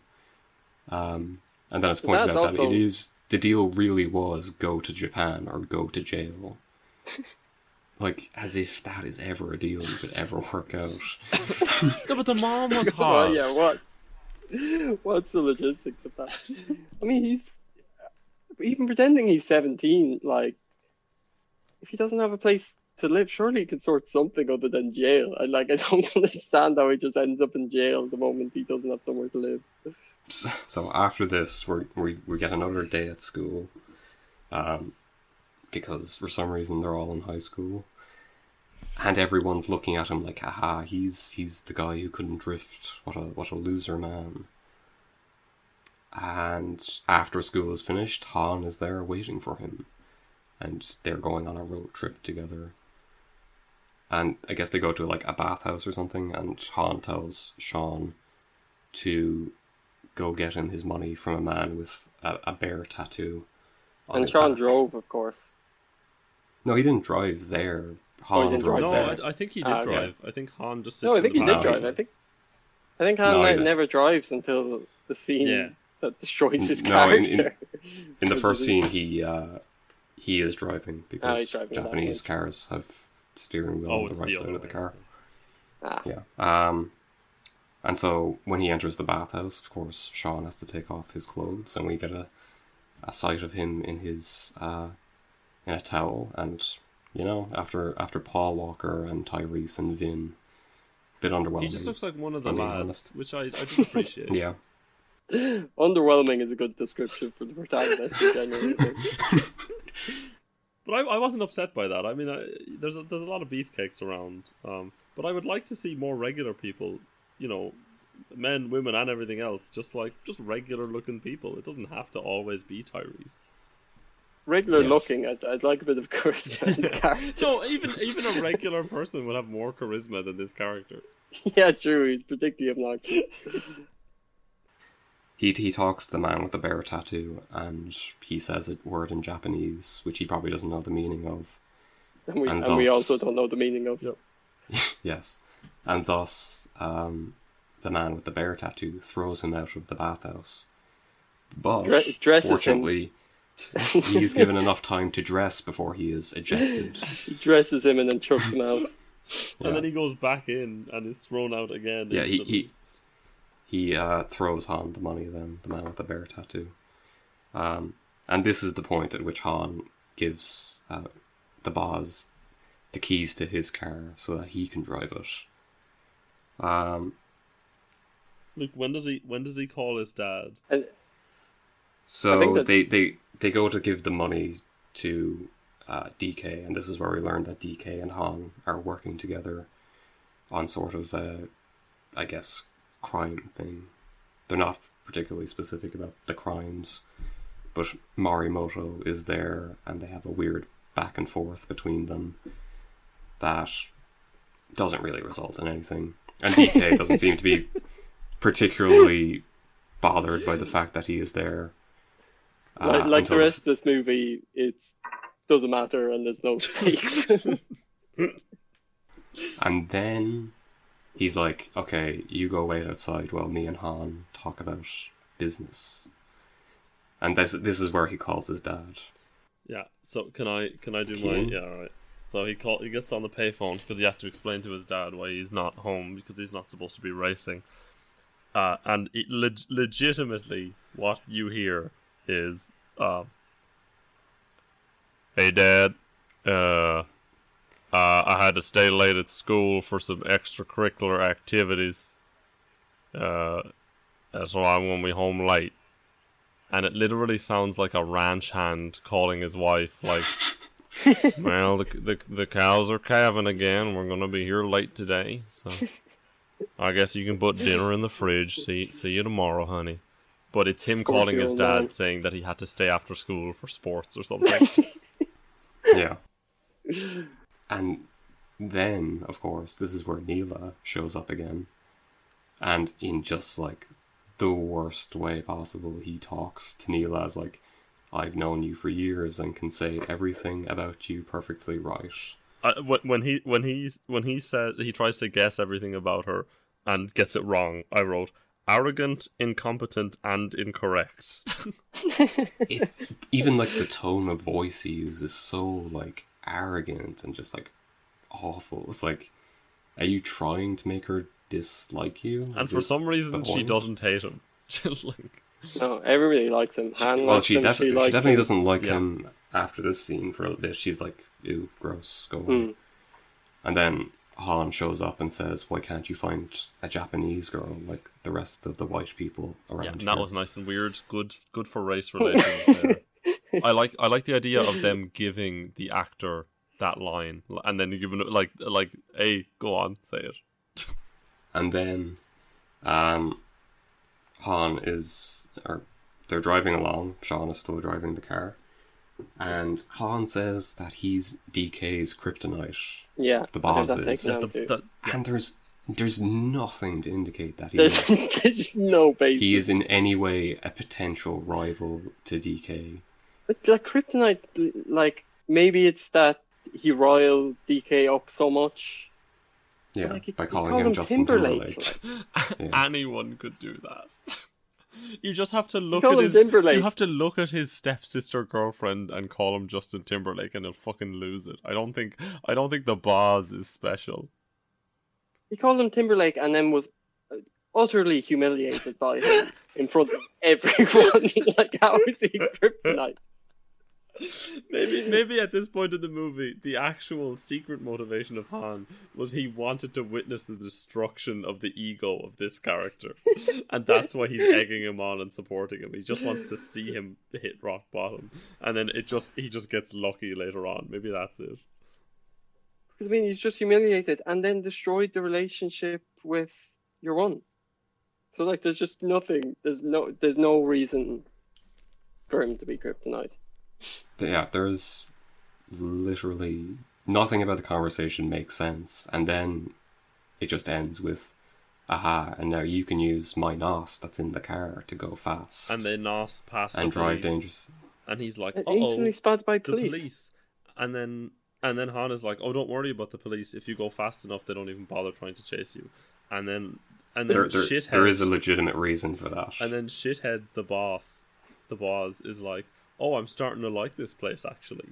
Why? Because he can endanger the lives of those around him without repercussions. And by without repercussions, I mean without instant legal repercussions, which would prevent him from endangering those lives. So at this point, I wrote down, also the police, to record his speed, used like some fucking alien-looking technology. It's so weird. And then I did write down, the boss is an inconsiderate fuck. And also just so incompetent again. Yeah. So far, this like supposedly brilliant driver protagonist has driven, crashed, been deported to Japan, driven, crashed again, ended up in a huge amount of debt, and then driven and just instantly drives past a police van. Like, you missed insulted several women in there, but also not at the same time, because apparently they didn't hate it that much. Very strange. Yeah. There is a reason why the cops don't change them, which is that cars that are exclusively made with the purpose of being driven in Japan have like speed limiters on them that limits them to like 110 miles per hour or like 180 kilometers per hour. And the cars themselves are very sought after just because they're very tunable. And they're called JDM, which is a thing you hear about in motorsport sometimes. Nice. Yeah. So that is why the police do not do a chase. They just kind of go, well, he's fast, we are not. Alright, Luke, let's speed it up. We're getting long in the tooth here. Oh, sorry. Yeah, so they go to Han's headquarters, and they go through a sort of a disco or a club thing, Bow Wow's there. He is talking about how he is attractive to the women because he is the funny man who they will talk to. Yep. And he will offer them Snickers and they will like him. Funny, ugly, short man fantasy I've written down where they're trying to appeal to people who don't look like the big handsome men, and they just say like, it's okay, it's fine, you can just be funny and give them Snickers and it's fine. And then also he makes the comment to someone, he points to the boss and says, he's underage. When he's talking to a woman. That's Han. Han says he's underage. Yeah, and so that's pretty much the same as earlier in the movie when they do the thing like he might be tried as an adult. Han may as well have just looked into the camera and gone. There's also women's storage pods in this scene. Well, in the following scene, they have the weird pods for the women that they presumably just have around. Like, they just hang out there. Maybe they have sex with them. Who knows? They see two women kissing, and Han points it out, and Cian stops and stares at it for like a full 10 seconds. The thing is, they were in a private area before that. Like, they walked into they were like in a secluded hallway that no one else was in. And he's like, just I them. get to see this now. This is for me. Yeah. And then they go back to Han's garage, and there's just a lot of nice cars there, and Han is like, and also the women containment pods that Han keeps. You see two women climbing into their weird pods. I don't know what they are. I guess they're for sleeping. They're those like motel style beds, whatever. They're very small. But what it Why are comes they How there? many people live? How many people live so with much Han? space there that there's definitely enough room for more than that. So it just comes across as weird women storage pods, and it's fucking it's so weird. But like, how many people live with Han? Like throughout this entire movie, it would seem that like the crew that Cian is in all kind of live with Han as well, and then Cian eventually moves in with him as well, for some reason, and it's just like, is Han just their weird dad that they all hang around? Yeah, I get that vibe because I guess he has the money and that's what's important. And in the next scene, we get to see Cian be the white savior again. Yes, we do. Literally, someone says, "Not easy saving the day" or something. Yeah. So Sorry. Morimoto has purchased an iPod from Twinkie, and it has become broken, and Morimoto does not like that, so he wants a new one. And this leads to him trying to beat up Twinkie. Well, not trying to. He is definitely succeeding on the beating up part. And eventually they're like, "White man, you are the only one who can save us." There is a character. Please. There is a character in the movie whose three scenes are: number one, showing what's the woman's name? Neela. Showing Neela the laptop, and then Neela says, "No, I don't care about that." And then the next two times this character is in the movie, it's just so she can run up to the boss and say, "Come now, this way." And then, was this after the scene where he talks with his dad, and his dad is really nice, and he's like, the nail that sticks out gets hammered. Wait, that's after the bully scene. No. So he says the nail that sticks out gets hammered is an expression. And then and then there's the bully scene, which is the entirety of his character development. He says it's a single Japanese quote, and now Cian switches from being the most obnoxious person on earth to having relatively normal social skills because he heard the phrase "the nail that sticks out gets hammered." That's what changed his entire life and perspective. So the fight is avoided. And he's honest from that point, and he apologizes. Like it's a turning point. Cian surrenders his iPod to Morimoto. And there is a continuity error, because at one point Morimoto takes off his shirt and is in a tank without suspenders, and like 2 seconds later he does have suspenders And- on, and- which and he likes to play He with. like really plays with them too. It's like a key part of his physical characteristics is that he's messing with the suspenders. So I honestly don't know how they fucked that up. Coming and up so- with the best scene in the movie, Yeah. though. Marimoto takes the iPod, puts it in his pocket, and then, He clenches his as an insult, holds his clenched fist up to his mouth. Let's describe it. If you clench your fist and then you look onto the side with your thumb, it looks kind of like a butthole, Yeah. and then you put that hole Yeah. up to your mouth. Yeah, and then he spits And into he spits so much. He spits a lot. Like, and it's right up And- against his mouth. Into his own face. He And- goes to your man's. He goes into your man's face, and it spits into his hand, and it bounces back into his own face. spits on Like, what is he trying to achieve? How many takes do you think of him just...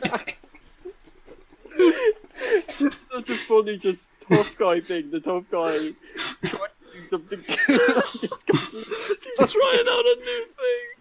And he went home. He went and sat in his car and he buried his head in his hands. Like, how is that what I chose to do as the final thing in that altercation?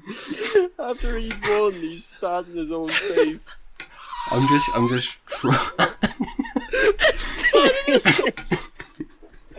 Why did he do it? You could just tell he turned around and instantly regretted it. Like, oh. I'm crying again.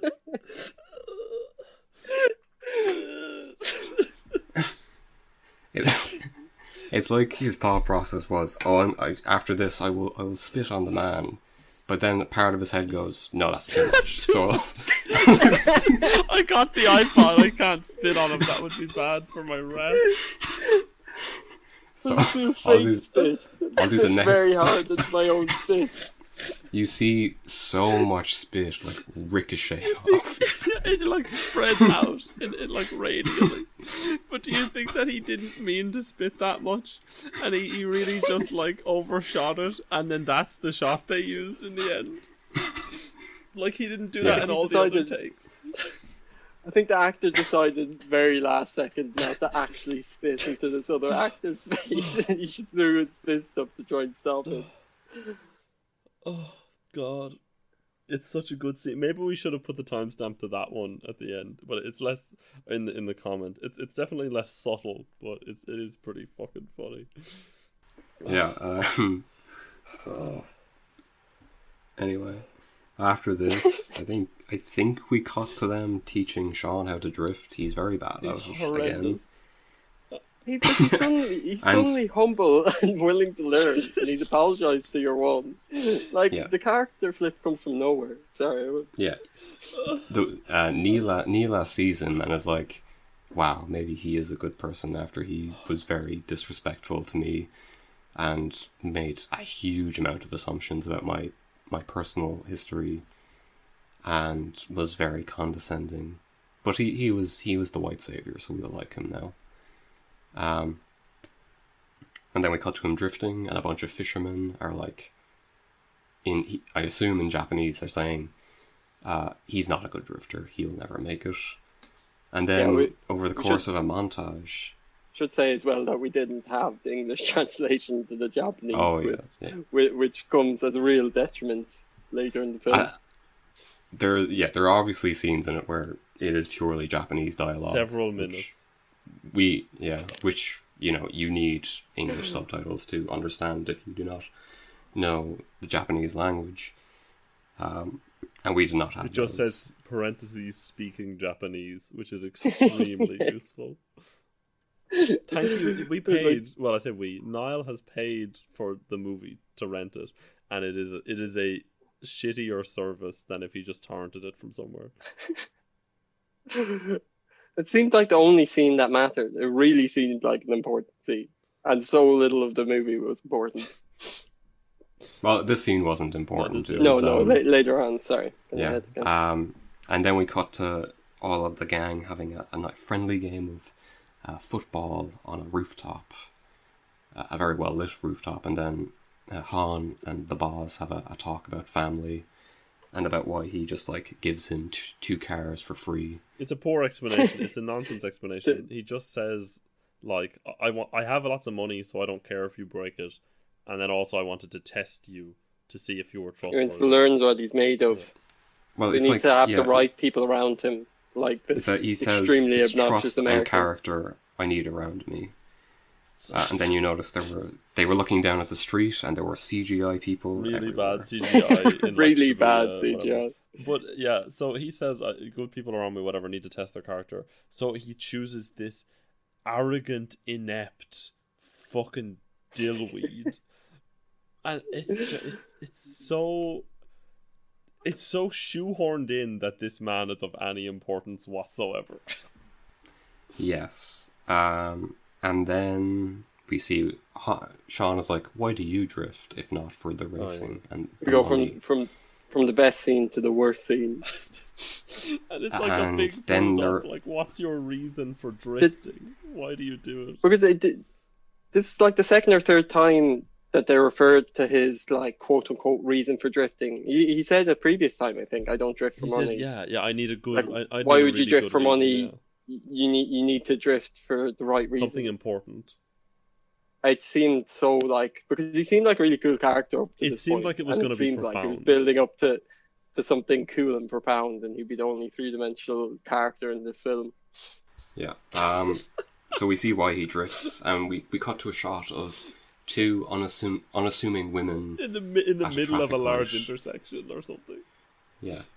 And then Han drifts Yeah, around the what's corner, that? and he decides, "I will drift around these women in circles." Like a In a large, bird- empty intersection. like a bird doing a fucking, like a tropical bird of paradise. He does a dance around the women by drifting around them while staring at them, and he does like a good 8 loops, and then at the end, without really stopping, he goes to drive past their window, puts out his hand, snags a piece of paper with presumably the phone number of one of the women or both of the women, and then he looks at the protagonist like, that was it.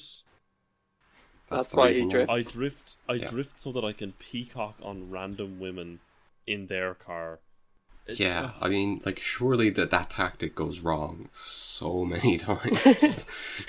Well, It's what just- happens if he it's can't just- find an empty intersection with two women Yeah, standing it's in the also middle of it? extremely aggressive to circle them repeatedly. Oh, it's terrifying. It's- Could you imagine, It's like a pack of wolves circling prey.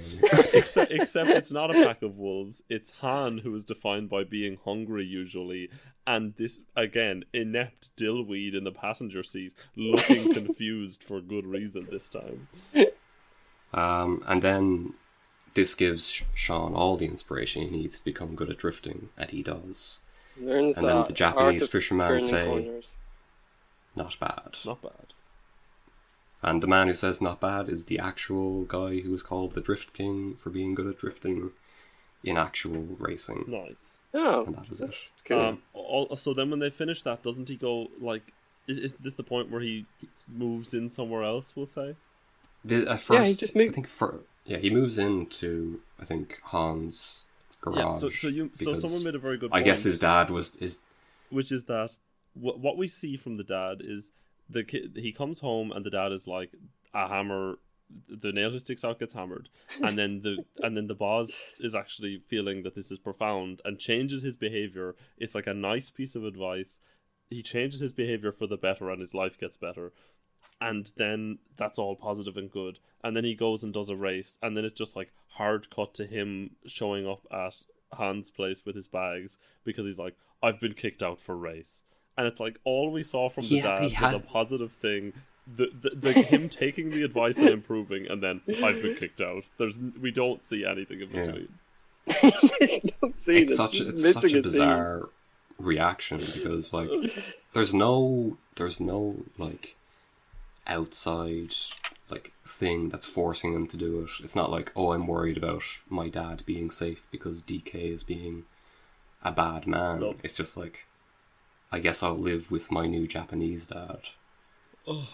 With the women pods. He now has a pod of his own surrounded by the women pods. But yes, this is where he has the race against Morimoto, who has like a nervous breakdown when he loses. Huge tantrum. He looks like it is. Niall, you hit the nail on the head when you're like, this could just be like cut in with his family being murdered in front of him. Like, the reactions are not dissimilar. If you covered his shirt in blood, it just wouldn't look out of place. It would look like a dramatic climax of a movie. Like, that's how much he freaked out. Can I say something about the previous scene where Han peacocks on the women, which is that it is further evidence that this was written exclusively by men with very little understanding of women, because of people in general. I won't just say women, because it implies that it is a successful strategy to just drift around a woman in her car like 8 times, and that's in any way attractive to the other person you are trying to court, whomever they may be. And I feel like you achieve the you would sex. have to be in such a bizarre mental state for that to be attractive to you. I feel like that would be scary more than anything. That would just be like, here is this random person I've never met before, I've never seen before. They're going to drive around me in circles. They're staring at me. They have a friend in the car. We don't know what his deal is. And I can't escape. They might hit me with the car. Yeah, they might hit me with the fucking car. And I did put in all caps then. Morimoto fucking loses it. He has like the most anguished scream ever.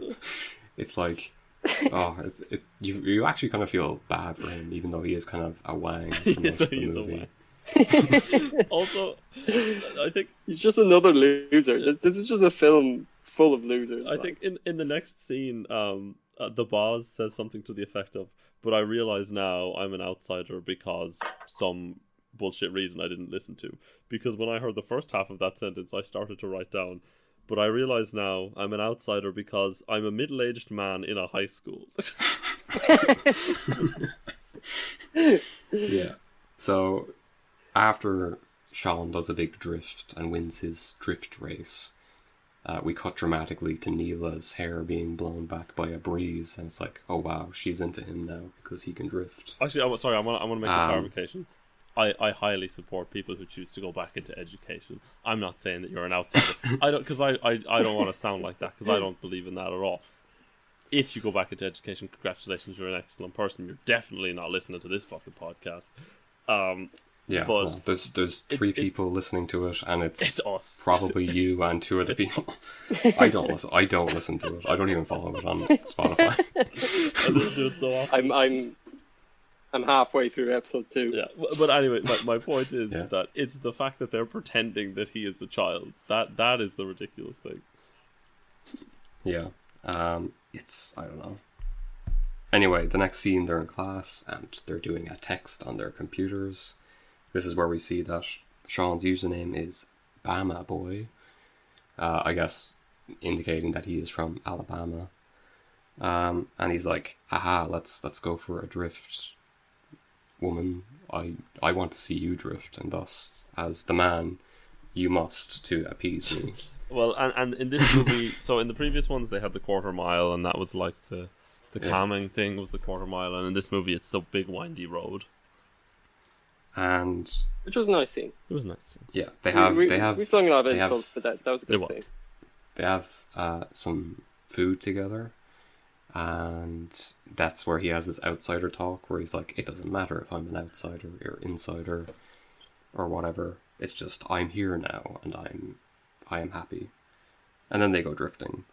And, yeah, it's sort of, yeah, they just kind of talk about, like, oh, drifting is nice for them because it's calming, and it's being like, in the moment. It's very reminiscent of Dom's or Vin Diesel's, like, for 10 seconds or less, I'm free speech. And it's just sort of a nice scene, I guess, amongst the rest of the badness. Can I completely derail what you're talking about for a second to read you a user review of the movie from IMDb? Because I prepared this earlier, Luke, and I don't know when it's appropriate to read it, but since we just talked about Han's motive, I think this is a good time. So this is a user review. It's rated 6 stars out of 10. 2 people found this helpful. From Aldrich Gianta. Aldrich Gianata. It's a top review, says IMDb. And the title of the review is Tokyo, and then in quotes, Drift. And it says, the only interesting part of this movie is the drifting. That is all. The cast is fine, but the depth of the character is just meh. In parentheses, except for Han, who had a good motive.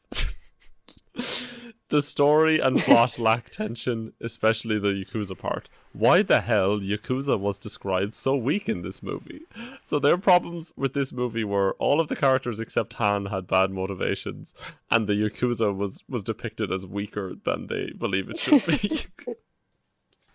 As in, is that the full? That's the full review. Is the whole thing. Oh, I mean, it's a lot shorter than our own review, which is probably heading into hour 2. Yeah. Do you wanna guess what date that review was posted? 2007. And Niall, your guess? What date? Yeah. December 25th. What year? I don't know when the movie came out. 2004. No, that was posted pretty much exactly 1 year ago today. Good to know people are still paying attention to this movie. Well, it was a year and a month ago. Bizarre. I don't know why it's here, but I love it. It's good to see it. Alright, now we can move on with the story. I think DK finds out about, I guess, it's a date, I guess, between Neela and Cian. I would describe it as a date, would you guys? Yeah, I think so. Yeah. And he is angry and thus beats up Cian. And Han is kind of just like, I guess that's fair, because she is dating somebody else, and you're just like, I guess I will now try to date her at the same time. I'd say this is maybe where the movie starts. Like, this is where I think this is where you asked me how far into the movie are we, and we were an hour and 10 minutes. There was like 25 or 30 minutes left, and I was like, I told you at the time, I could not with any confidence guess what percentage of the movie we had watched by that point. I would not have been surprised to see like we have watched 15% of the movie, and I also would not have been surprised to see we've watched 90%. It's because it felt slow going, but nothing was happening. Yeah. And then Neela sees this at school the next day with Sean's very beaten up face, and she goes to try and break up with DK, and he's like, no. Remember, you're my sister-ish. Yes, you will be my sister/girlfriend. And he's abusive and manipulative. And he's very abusive, and she's quite upset. Very abusive and threatening. Bit much for this movie, really. It's one of those classic Fast and Furious scenes that's too intense for the context of the movie. Yes. Yeah, and this ends up with her going to meet up with Cian, who is now staying with Han, and okay, this is the part where there is like 4 or 5 minutes of Japanese dialogue. So funny. Me and faces just completely clueless. Luke had seen the actual dialogue before at some point, so he kind of knew. Yeah. So now Luke, just more. Go ahead now. More acting in this scene than at any point up to this scene. Like there's changes in emotions, drama. Like that's because they have an actual good actor come in to like do a job. So Sonny Chiba, who is DK's uncle, shows up. He is the kind of Yakuza boss of the area, and he's sort of there to kind of discuss business things. DK is giving him his money, and we kind of get the sense that the relationship between them is a bit kind of frosty. There's not a lot of kind of respect between, well, obviously DK respects his uncle, but his uncle does not respect him. He kind of sees him as sort of a small child playing with his cars, which is true, I guess. It's not far off, yeah.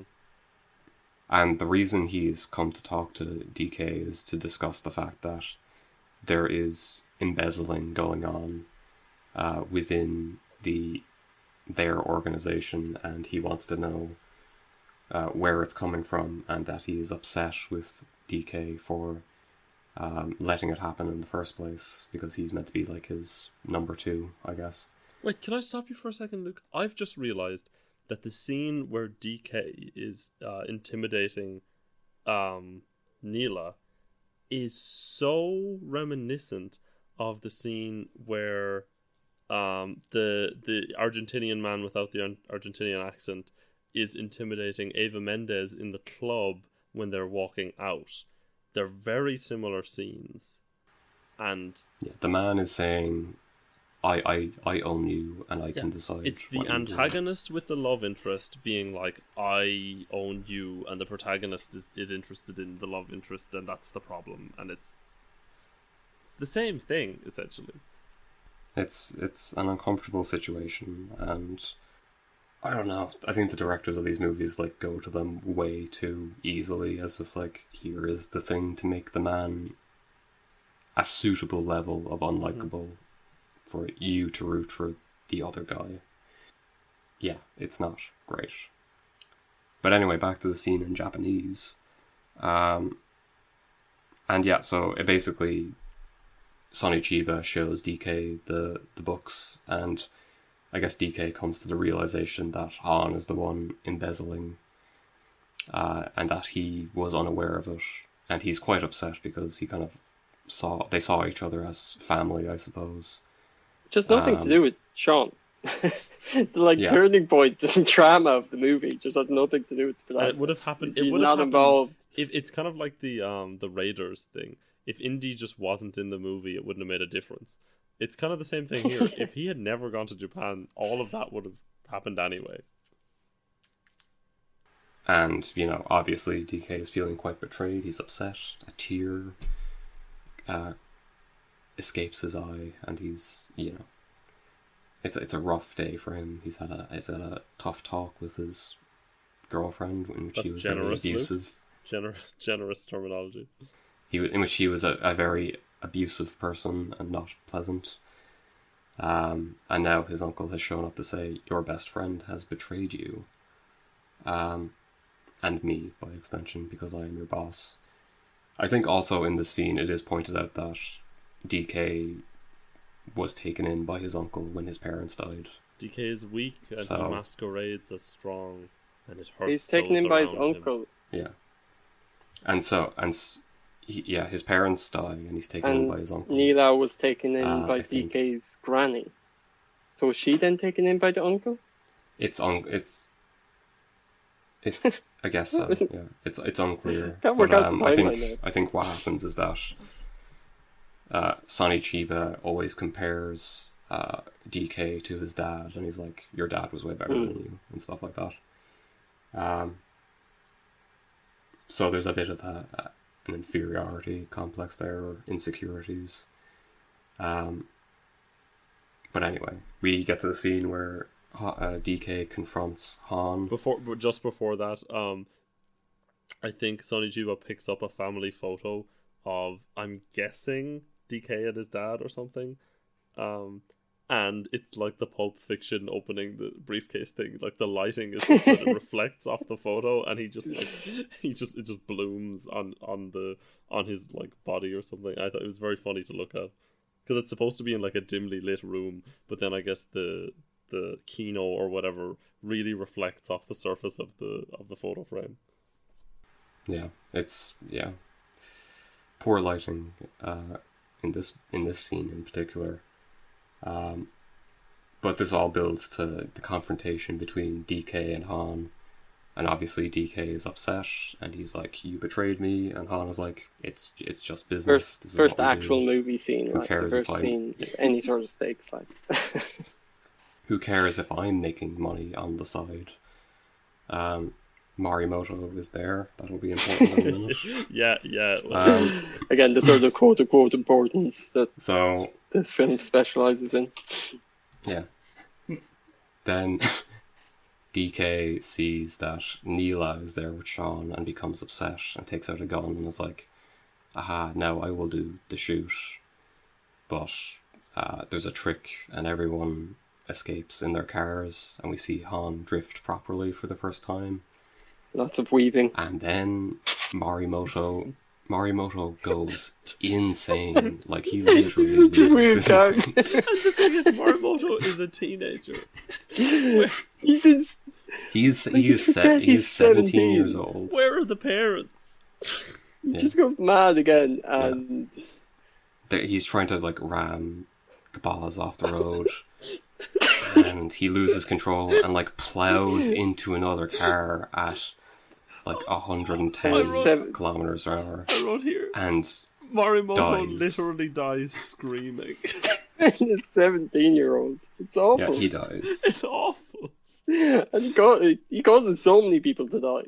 He's not even of legal drinking age, and he dies screaming in a high-speed crash, and that's supposed to be, like, fine, because he was one of the quote-unquote bad guys. And then a huge pile-up. Yeah. Many dead. And here, I think here is the moment where Han gets redeemed for being weird with his drifting, which is DK is now also doing a big ram on Cian and Neela, who are in the same car, and he's like, no, that is my son, and I will put myself in the line of fire to protect him. And I was like, okay, that's the redemption moment for you, Han. You've earned your place as the If they best just left out the character in girl this scene, movie. he would have been been a beacon of good character. Absolutely, yeah. This I agree. movie completely lacking in it. And then they go through like a very crowded like street in which the people have some way of knowing exactly where the flash mob, cars will go. and It's they very just, silly, the way people they get just- out of the way. Coordinate and into a perfect bend. Coordinate not in a straight line, but in an arc, In an predicting arc that to the cars allow- would be drifting. Like, it's ridiculous. And it ends with Cian crashing his car and wrecking it. DK being kind of spun out, but his car is mostly okay. And then, is this the third time we've seen a car just get like T-boned by another one? Something like that. So Han's car is T-boned Except on this the time it driver's matters side. for some reason. And Yep. yeah, this time it matters, and his car does a big flip, and there's, I assume, petrol leaking everywhere. And Cian runs to help him, and it's like, there's about a 10-second thing where he's like, oh, maybe I can save him, and then there's a big explosion, and Han is dead. dies. That's two Han's dead deaths forever. Yeah. And Yeah. then intrigue, mystery. He's in a later movie, and so I am convinced that either they're doing a weird twin brother thing, or he's literally the Terminator. Do you want me to explain I why think, this you know what, happens let's leave to it you? for a later ep. Let's wait for Fast 9 or whatever the fuck. Yeah. Well, he's in the next 4, I think. 3, 4. He's in the next 4 movies. Really? He's in the next 3 at least. Jesus, okay.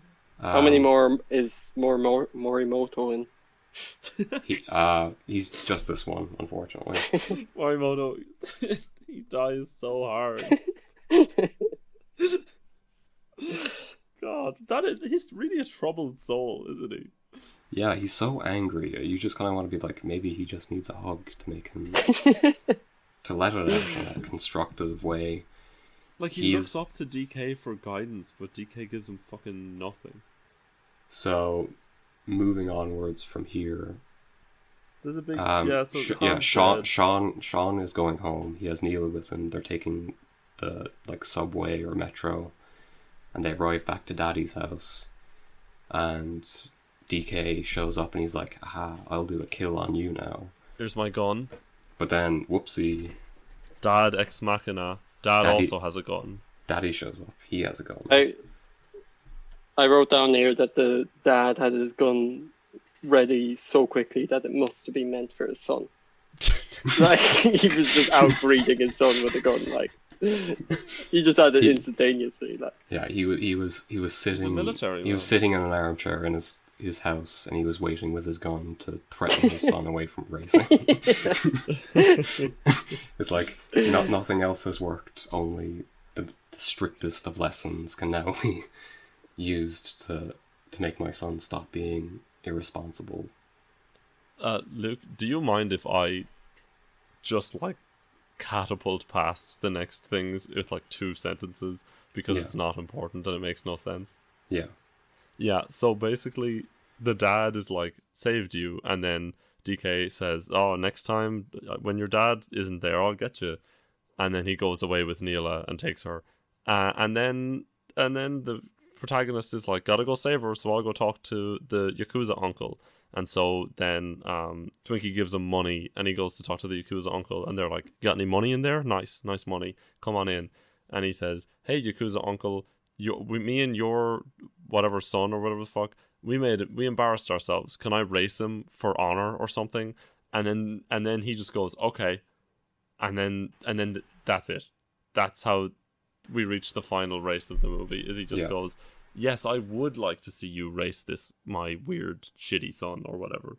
After giving him what looked like a few thousand yen. Yeah.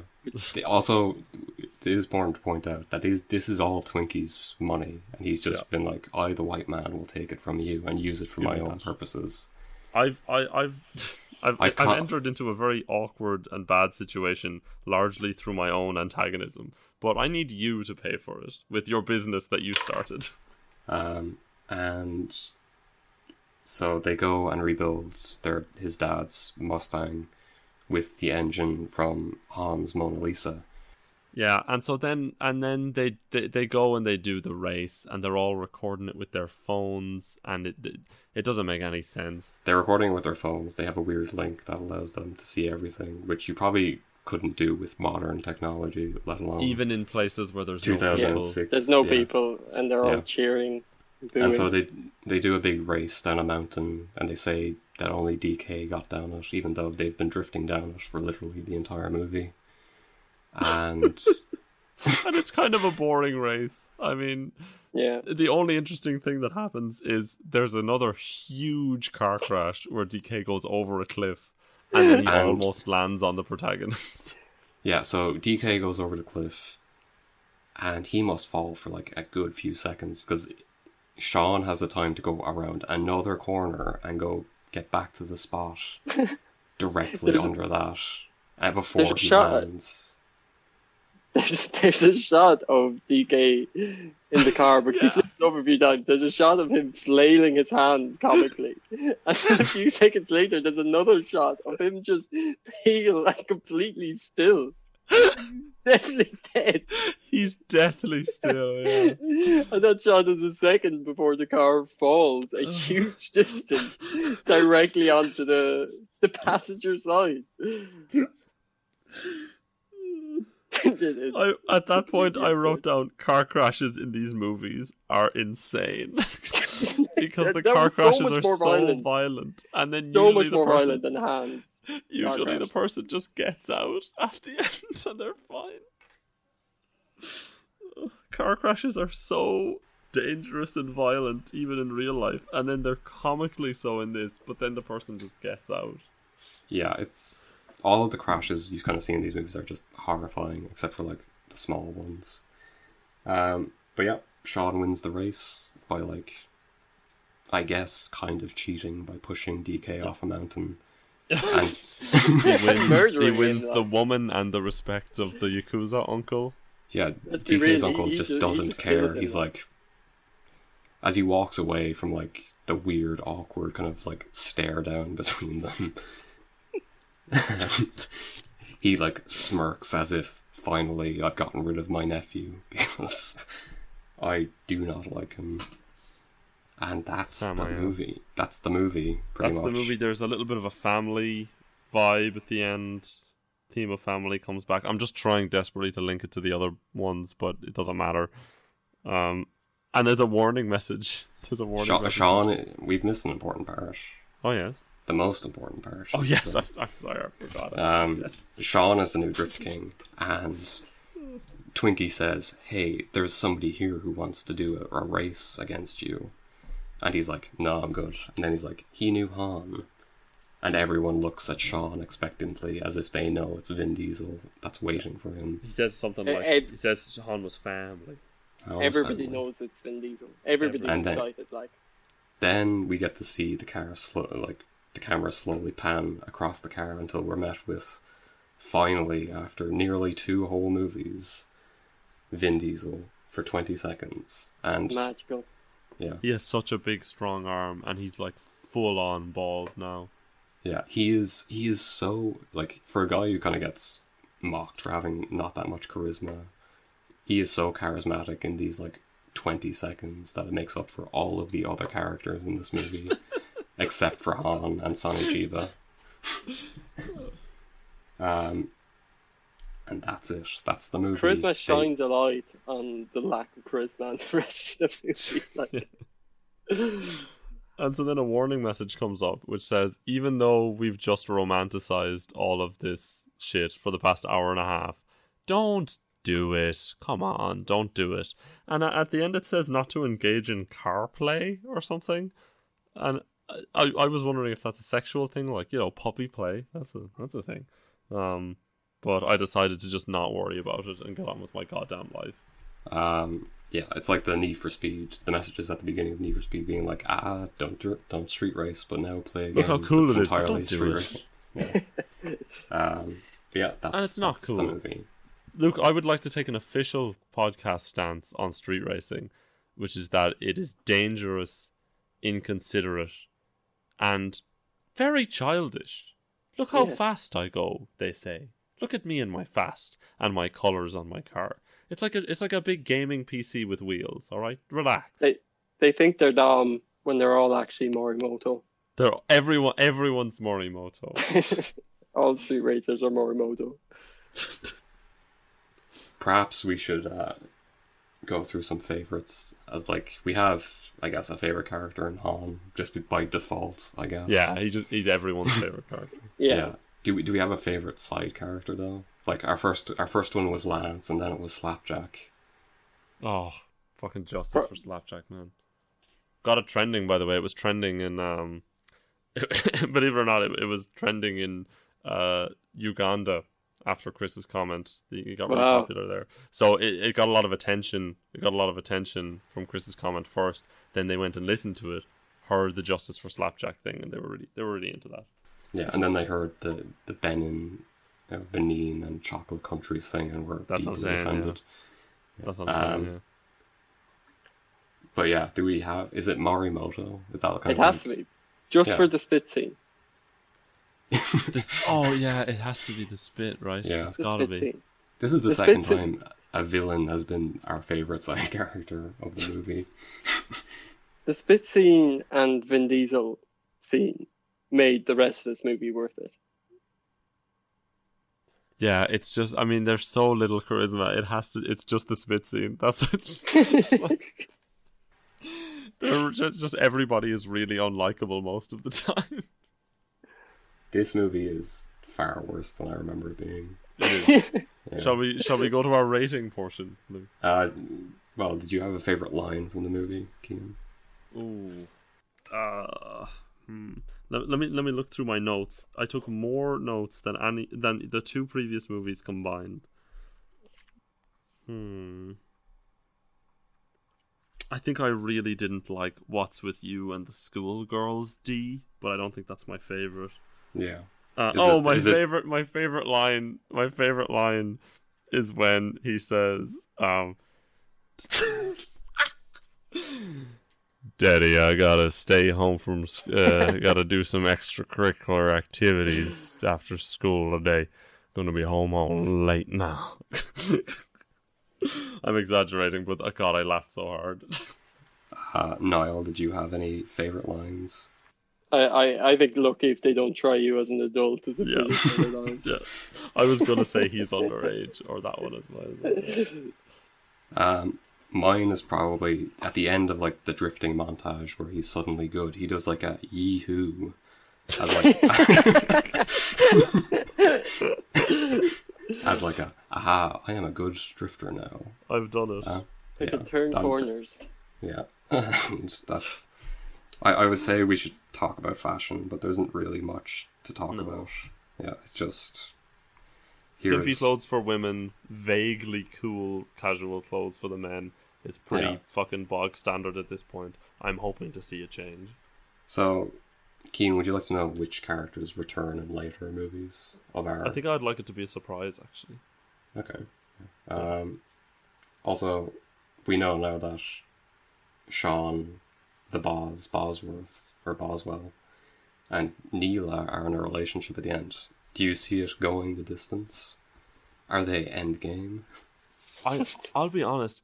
I see myself, even if they're present in the next movies, I see myself forgetting about the Boz completely, or just like dissociating whenever he's on screen, so that I just don't know he's there.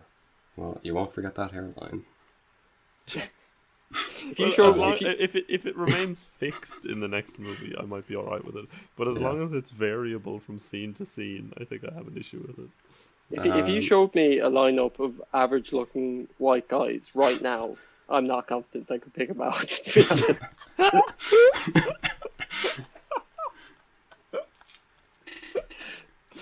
No, a lineup of average-looking white guys is essentially every one of our Discord calls. Yes, true. I mean, that is also the three of us in any lineup. It's just, Yep. hello, we're the Yeah. average white men. We're average white men with the same background. Yeah. Yes, yeah. We Literally, value we have diverse this- opinions from the same people.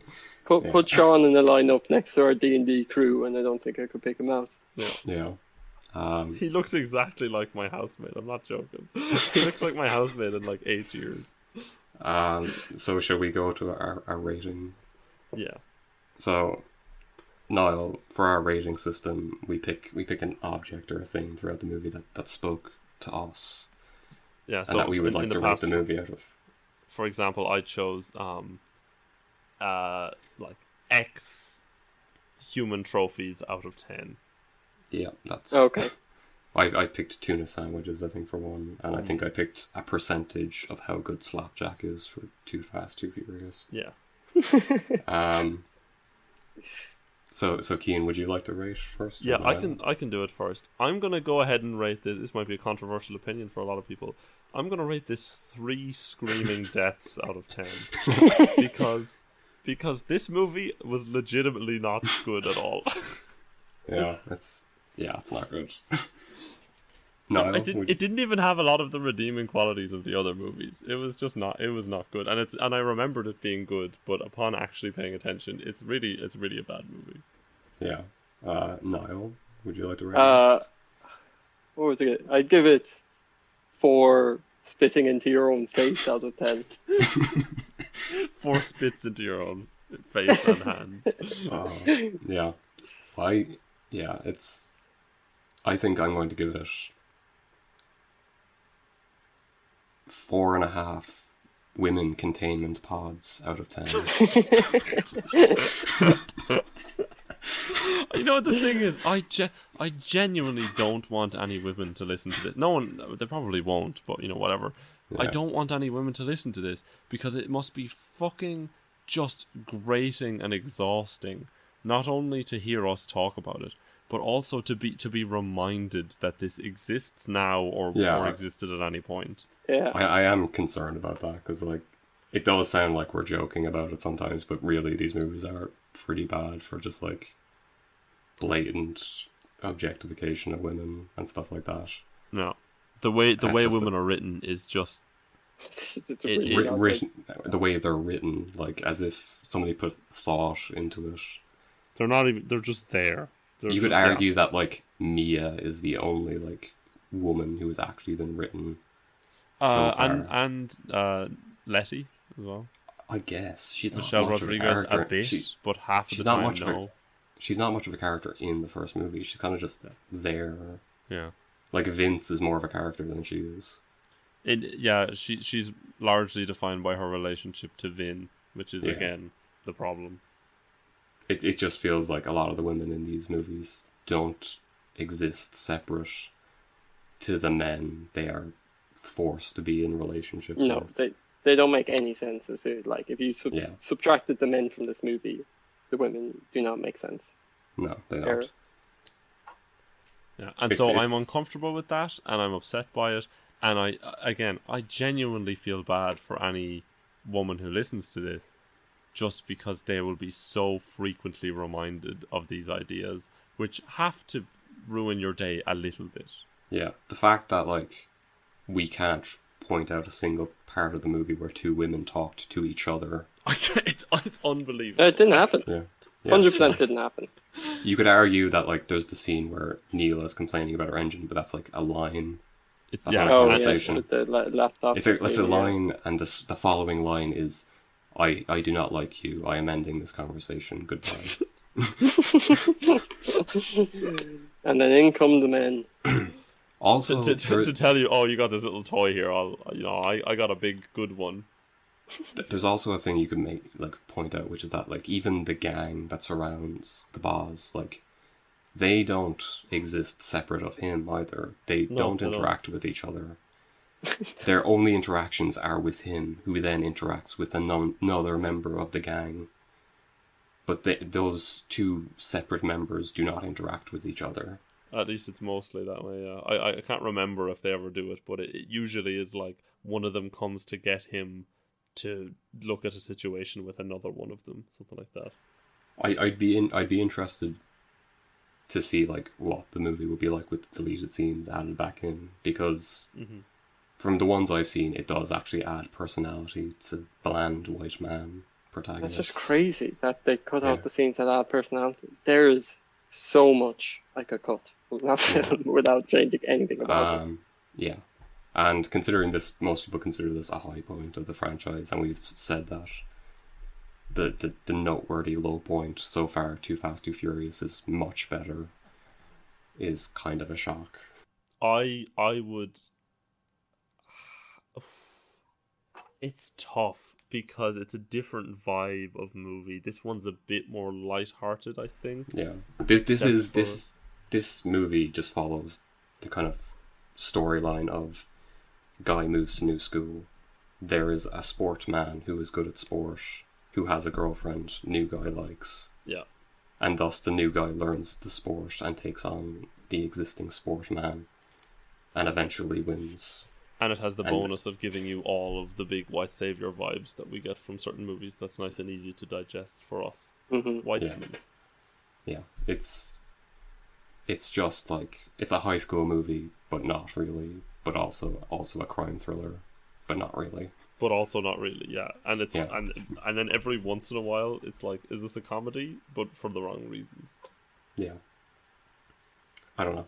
This movie was better in my head, and I think doing this has ruined it for me. Yeah, we shouldn't have watched it. I was I surprised by the first movie, and I liked it more than I thought. And this movie is the opposite. Yeah, it's kind of like Karate Kid, except Karate Kid's a lot better. Wait, which Karate Kid? I thought that at one point during this. I thought something like, this is like the Karate Kid, and then I didn't say it because I feared it would be stupid of me. Is this the Jaden Smith one, or is this the Ralph Macchio one? No, I haven't the Ralph Macchio one. I haven't seen the Jaden Smith one. Oh, really? All right. I think I have. Oh, really? Okay. I'm alone. Yeah, it's... I don't know. I was expecting this to be like an oasis in the sands in terms of quality, and now it's just a bitter disappointment. A mirage, if you will. It was a trick. It's funny how we all have memories of it being much better than it was. I think it's just because, like, we were, 10 when we saw it first time? Yeah. Again, it's I did watch it quite like flashy and 7 stuff, I months guess. Right, yeah. Maybe, like, a few months from now, I wouldn't be shocked if I was like, is that a good movie? And then I'll remember that we did this, and I'll be like, oh, no, it's not. No, it's not, no. Yeah. No shade on you if you like it, audience member. I'm not supposed to address you directly, but I'll wink at the camera like our friend. Do a single wink in a series without any fourth wall breaks. I meant to do it at the top, but we do have an email address now for feedback, and I will be setting up an Instagram and a Twitter so people can at us and complain. Really? Fantastic. Yeah. That's unreal. Our email, it's in the actual show Sorry, description. hold on. Don't be surprised. All right. No, I'm not surprised. It's very good. No, you can be surprised afterwards. All right, but don't let them hear you be surprised. Our email is twindieselshow@gmail.com. And we'd love to hear from our audience of 3 people. I'm sure Cian will be right there emailing me tomorrow. Just to give me... I'll definitely be sending an email. He'll probably just send me a winky face emoticon or emoji, and that'll make my day. Or a gif of a cute dog giving another dog a hug, something like that. Oh wow, how lovably adorable. But yeah, I think that is all for this week of Twin Diesel. Unless you boys want to discuss anything else. No, I've really I think we've I have a blood test in 6 hours. Yeah. I think we've rung this movie for everything it has as well. Yeah, there's nothing I actually did have some notes which I did not cover, but it would be like for example when the character said screw ups, DK said screw ups, but the subtitle said fuck ups, and we were like, huh? Yeah, I did. Sometimes movies do that. I was watching an episode of The Office, and you know how they like bleep out the swear words? Yeah. One of the subtitles just had like "what the fuck" in it. Instead, they didn't bother like being like, "aha," and it's bleeped, so you can't tell, but you can obviously. But yeah. Yeah, but no, that's everything. Thanks everybody. What's our outro? It is sort of a part of "Days Are Gone" by Vin Diesel. Wow. Thanks, Vin. It's Vin singing about the days of the week. Oh yeah, it is. Hey, thanks, Vin, for the nice song that you're giving us. Thanks for having me, guys. Hey, thanks for having me. Thank you for coming. To all our friends out there, I love you. Please come on our podcast. Now, did you want to say something? I was just going to say we can all sit in silence for the length of the outro now.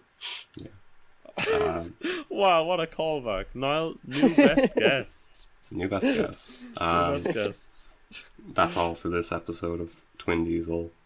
I'm Lieutenants. No, you're I'm Michael. You're Mac. I've been Milk. And Niall's been Dinkle Bips. And Niall has been Dinkle Bips. Thank you for listening.